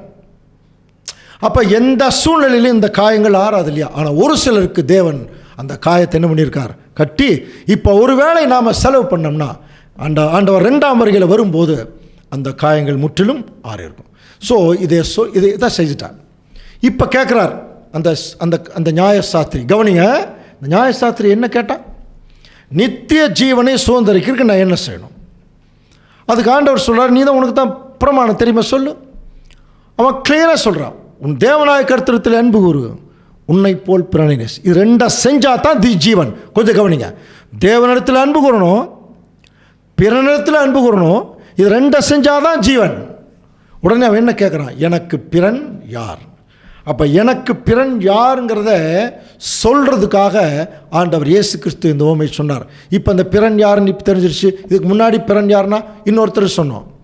ஆனால் இப்போ எனக்கு பிறன் யாருன்னு கேட்குறாரு. அவனுக்கு இரக்கம் செய்தவனே. அப்போ இரக்கம் செய்தவன் யார்? அந்த சமாரியர். இப்போ அந்த சமாரியன் யாருன்னா நம்முடைய ஆண்டவர் இயேசு கிறிஸ்து. அவர் தாங்க அந்த பிறன். இப்போ நீங்கள் ஒன்று கேட்கலாம், அவர் என்ன சொல்ல வர்றார் தெரியுங்களா? நித்திய ஜீவனை சுதந்திரிக்கணும்னு தான் நீ கேட்டீங்க. அப்போ தேவனிடத்தில் அன்பு கூறு, ஓகே. அடுத்தது யாரிடத்தில் அன்பு கூறணும் தெரியுமா? என்னிடத்தில் அன்பு கூறணும் அப்படின்னு சொல்லியிருக்கலாம் இல்லையா? அப்படி சொல்லியிருந்தா அது மேட்டுமையான ஒரு கருத்தாக போயிருக்கும். அதுக்கு ஆண்டவர் என்ன பண்ணார் தெரியுங்களா? வரப்பா, ஒரு விஷயம் சொல்கிறேன், நீ புரிஞ்சுக்கோ. நீ இப்படியெல்லாம் அடிபட்டு கிடந்தீங்க, உங்களை எல்லாம் ஒருத்தர் வந்து காப்பாற்றினார். இப்போ நீ சொல்லுப்பா, காப்பாற்றினவருக்கு யார், அடிபட்டவருக்கு யார் பிறன்? காப்பாற்றினவர் தான். அந்த காப்பாற்றினவர் வேறு யாரும் இல்லைப்பா, நான் தான். உங்களை காப்பாற்றுறதுக்கு தான் நான் வந்திருக்கேன். அப்போ அந்த பிறன் நான் தான். அப்போது யோவான் 17ஆம் அதிகாரம் 3ஆம் வசனம் படிச்சிருக்கோம் இல்லையா? ஒன்றான மெய் தேவனாகிய உம்மையும் நீர் அனுப்பின என்னையும் அப்படிங்கிறதுக்கு பதிலாக இயேசு கிறிஸ்துவையும் அறிவதே நித்திய ஜீவன் சொன்னார் இல்லையா? அப்போது அவன் சொன்ன கருத்தில் தேவன் வந்துட்டார். ஆனால் அங்கே கிறிஸ்து வரல. உன்னை போல் பிறனை நேசின்னு தான் இருக்கு, இயேசு கிறிஸ்துவ நேசின்னு சொல்லல. ஆனால் யோவான் 17ஆம் அதிகாரம் 3ஆம் வசனம் என்ன சொல்லுது? உன் தேவனாய கர்த்தர் ஒருவரே கர்த்தர் சொல்லிட்டு ஒன்றான மெய் தேவனாக உம்மையும் நீர் அனுப்பின என்னையும் அறிவினே நித்திய ஜீவன். அப்போது இயேசு கிறிஸ்துவையும் தெரிஞ்சுக்கணும். அவருடைய ஒரே குமாரன் இயேசு கிறிஸ்து மேலே அன்பு கூறணும். இப்போ நியாய சாஸ்திரிக்கு அவர் என்ன சொல்ல வர்றாருன்னா, உனக்கு தேவன் தெரியும்பா, ஆனால் அந்த தேவன் தான் அடிபட்ட உன்னை காயம் கட்டுறதுக்காக என்ன அனுப்பிச்சிருக்கார். அப்போ என்னையும் நீ என்ன பண்ணணும்? நேசிக்கணும், என்னை அறிந்து கொள்ளணும் அப்படின்னு டைரெக்டாக சொல்லாமல் ஒரு உவமை மூலம் பேசுகிறார். நான் தான் அந்த பிறன். கவனிக்கிறீங்களா? அப்போ இயேசு கிறிஸ்து தான் அந்த பிறன். இப்போ பாருங்கள், முதல்ல பிறர் பக்கத்து வீட்டுக்காரர், அதுக்கப்புறம் அடிபட்டவரை கவனித்தவர். இப்போ யார் பிறன்னா? நம்முடைய ஆண்டவர் இயேசு கிறிஸ்து தான். இப்போ நமக்கு என்ன சொல்கிறார்? நம்முடைய பிதாவாகிய தேவனையும் நம்ம நேசிக்கணும், நம்முடைய ஆண்டவர் இயேசு கிறிஸ்துவை நேசிக்கணும். ஏன்? அவர் தான் நமக்கு பிறன். என்ன பண்ணியிருக்கார்? அடிபட்டவனுக்கு அவர் தான் காயம் கட்டியிருக்கார். இதில் என்ன விஷயம்னா, கிறிஸ்து வந்து 2000 வருஷத்துக்கு முன்னாடியே காயம் கட்டிட்டு போயிட்டார். அதான் சொன்னேன், அவருடைய அந்த ஒரு பலி டெபாசிட் பண்ண மாதிரி. அப்படின்னா அது எப்போ ஆறும்? ஒரு டைம் வரும். அதுக்கு வசனம் இருக்குது. ஏசாயா 30ஆம் அதிகாரம் 26ஆம் வசனம் படிக்கலாம் பாருங்கள். கர்த்தர் தமது ஜனத்தின் முறிவை கட்டி அதன் அடிக்காயத்தை குணமாக்கும் நாளிலே. எவ்வளோ கிளியராக ஒரு வசனம் இருக்கு பாருங்க. கர்த்தர் தமது ஜனத்தின் முறிவை கட்டி கட்டிட்டார், ஆனால் அதன் அடிக்காயத்தை குணமாக்கும் நாளிலேங்கிறார். புரியுதுங்களா? அப்போ அதாவது அடிபட்டவனுக்கு ஃபர்ஸ்ட் எய்டு பண்ணியாச்சு, காயம் கட்டியாச்சு, ஆனால் உள்ள அடிக்காயம் இருக்கா? கவனிக்கிறீங்களா? இன்னும் அந்த பாவம் இருக்காத நம்முடைய சந்ததியில். அது அடிக்காயம், உள்காயம், பெருங்காயம். பெருங்காயம் நம்ம சாப்பிட்ற பெருங்காயம் இல்லை, பெரிய காயம். அது இன்னும் ஆறல. எப்போ தெரியுமா ஆறும்? அடிக்காயத்தை குணமாக்கும் நாளில் ஒரு விஷயம் நடக்கும். அப்போ ஆறுமா? சந்திரனுடைய வெளிச்சம் சூரியனுடைய வெளிச்சத்தை போலவும், சூரியனுடைய வெளிச்சம் ஏழத்தனையான பகலின் வெளிச்சம். அப்படின்னா சமுத்திரம் ஜலத்தினாலே நிறைந்திருக்கிறது போல பூமி கர்த்தரை அறிகிற அறிவினாலே நிறைந்திருக்குன்னு படிச்சிருக்கோம் இல்லையா? கண்ணுக்கு தெரிகிற ராஜ்யம் இந்த பூமியில் வரும்போது, ஒட்டுமொத்த உலக ஜனங்கள் உயிர் தெழுப்பும் போது அந்த அடிக்காயம் என்னாயிரும்? குணமாயிடும். அப்போ இயேசு கிறிஸ்து என்ன பண்ணியிருக்கார்? காயம் கட்டிட்டு போயிருக்கார். அது டெபாசிட் ஆகிருக்கு. கிறிஸ்து 2ஆம் வருகையில் வரும்போது அந்த அடிக்காயம் குணமாயிடும். எல்லா உலக ஜனங்களும் உயிர் தெழுந்து வந்து விடுவார்கள். அப்போ தெரிஞ்சுவாங்களாம், ஓ இவர்னால தான் நம்ம உயிர் தெழுந்து வந்தோமா. அந்த கான்செப்ட் அப்போ தான் உங்களுக்கு புரியும். மரணம், மனுஷனாலே மரணம் உண்டானபடியால் மனுஷனாலே மரித்தோரின் உயிர் தெழுதலும் உண்டாயிற்று. ஆதாமுக்குள் எல்லாரும் மரிக்கிறது போல கிறிஸ்துவுக்குள் எல்லாரும் உயிர்ப்பிக்கப்படுவார்கள். என்ன அடிப்படையில்? எல்லாரையும் மீட்கும் பொருளாக தம்முடைய ஜீவனை கொடுத்த கிறிஸ்து இயேசு, அவரை படிக்கிறோம் இல்லையா? கிறிஸ்து மட்டும் இந்த பூமியில் வரலைன்னா இந்த உலக ஜனங்கள் செத்தவங்க தான். இது தேவன் தன்னுடைய அனாதி தீர்மானத்தில் பார்த்துட்டு தான் உலக ஜனங்கள் மேலே வைத்த அன்பு நிமித்தமாக, தன்னுடைய அன்பை காட்டுவது நிமித்தமாக ஒரு ரட்சிப்பின் திட்டத்தை அவர் செயல்படுத்த முற்பட்டார். ரட்சிப்பின் திட்டம் வந்த உடனே அவருடைய நீதி என்ன சொல்லுதான்? நீங்கள் ரட்சிப்பின் திட்டம் செய்கிறது சரி, அன்பினுடைய அடையாளம், ஆனால் அதை நீதியினுடைய அடிப்படையில் செய்தால் அப்போ தான் அவங்களுக்கு பிரயோஜனம் என்று நீதி சொல்லுது. அப்படின்னா தேவனுக்கு நீதி சொல்கிற மாதிரி இல்லை, அவருடைய நீதி அப்படிப்பட்ட நீதியா. அந்த நீதியை தேவன் தன்னுடைய மனசில் வச்சுக்கிட்டு கண்ணுக்கு கண், பல்லுக்கு பல். அது எப்படி? ஒருத்தருடைய கீழ்ப்படியாமையினாலே எல்லாரும் பாவிகளாக்கப்பட்டது உண்மைன்னா, அதுக்கு பதிலாக ஒருத்தர் கீழ்ப்படிஞ்சா எல்லாரும் நீதிமான்களாக்கப்படுவார்கள். அதுதான் கண்ணுக்கு கண், பல்லுக்கு பல். அந்த நீதி மட்டும் இல்லைன்னா, கவனிக்கிறீங்களா, நம்மெல்லாம் கீழ்ப்படிஞ்சு தான் தேவனிடத்தில் வரணும்னா வரவே முடியாது. தேவன் நம்முடைய பலவீனத்தை பார்த்துட்டு நம்ம மேலே வைத்த அன்பு நிமித்தமாக தம்முடைய சொந்த குமாரனையே பாவ மாம்சத்தின் சாயலாகவும் பாவத்தை போக்கும் பலியாகவும் அனுப்பினார். இப்படியாகத்தான் ஒட்டுமொத்த உலக ஜனங்களுடைய உயிர்த்தெழுதலுக்கு ஆண்டவர் இயேசு கிறிஸ்து காரணமாக இருக்கார். இது தேவன் தான் செய்யணும், வேறு யாரும் செய்ய முடியாது. அதனால் தேவனே இரக்கம் கொண்டு இப்படிப்பட்ட ஒரு மீட்பின் திட்டத்தை வச்சதுனால இந்த உலகமே ஒரு ரட்சிப்புக்குள்ளே போக போகுதுங்கிறது தான் இந்த சத்தியத்தினுடைய ஒரு சாரம்சம். தேவன் தாமே இந்த வசனங்களை நமக்கு ஆசீர்வாதமாக்கி தருவாராக. ஆமென்.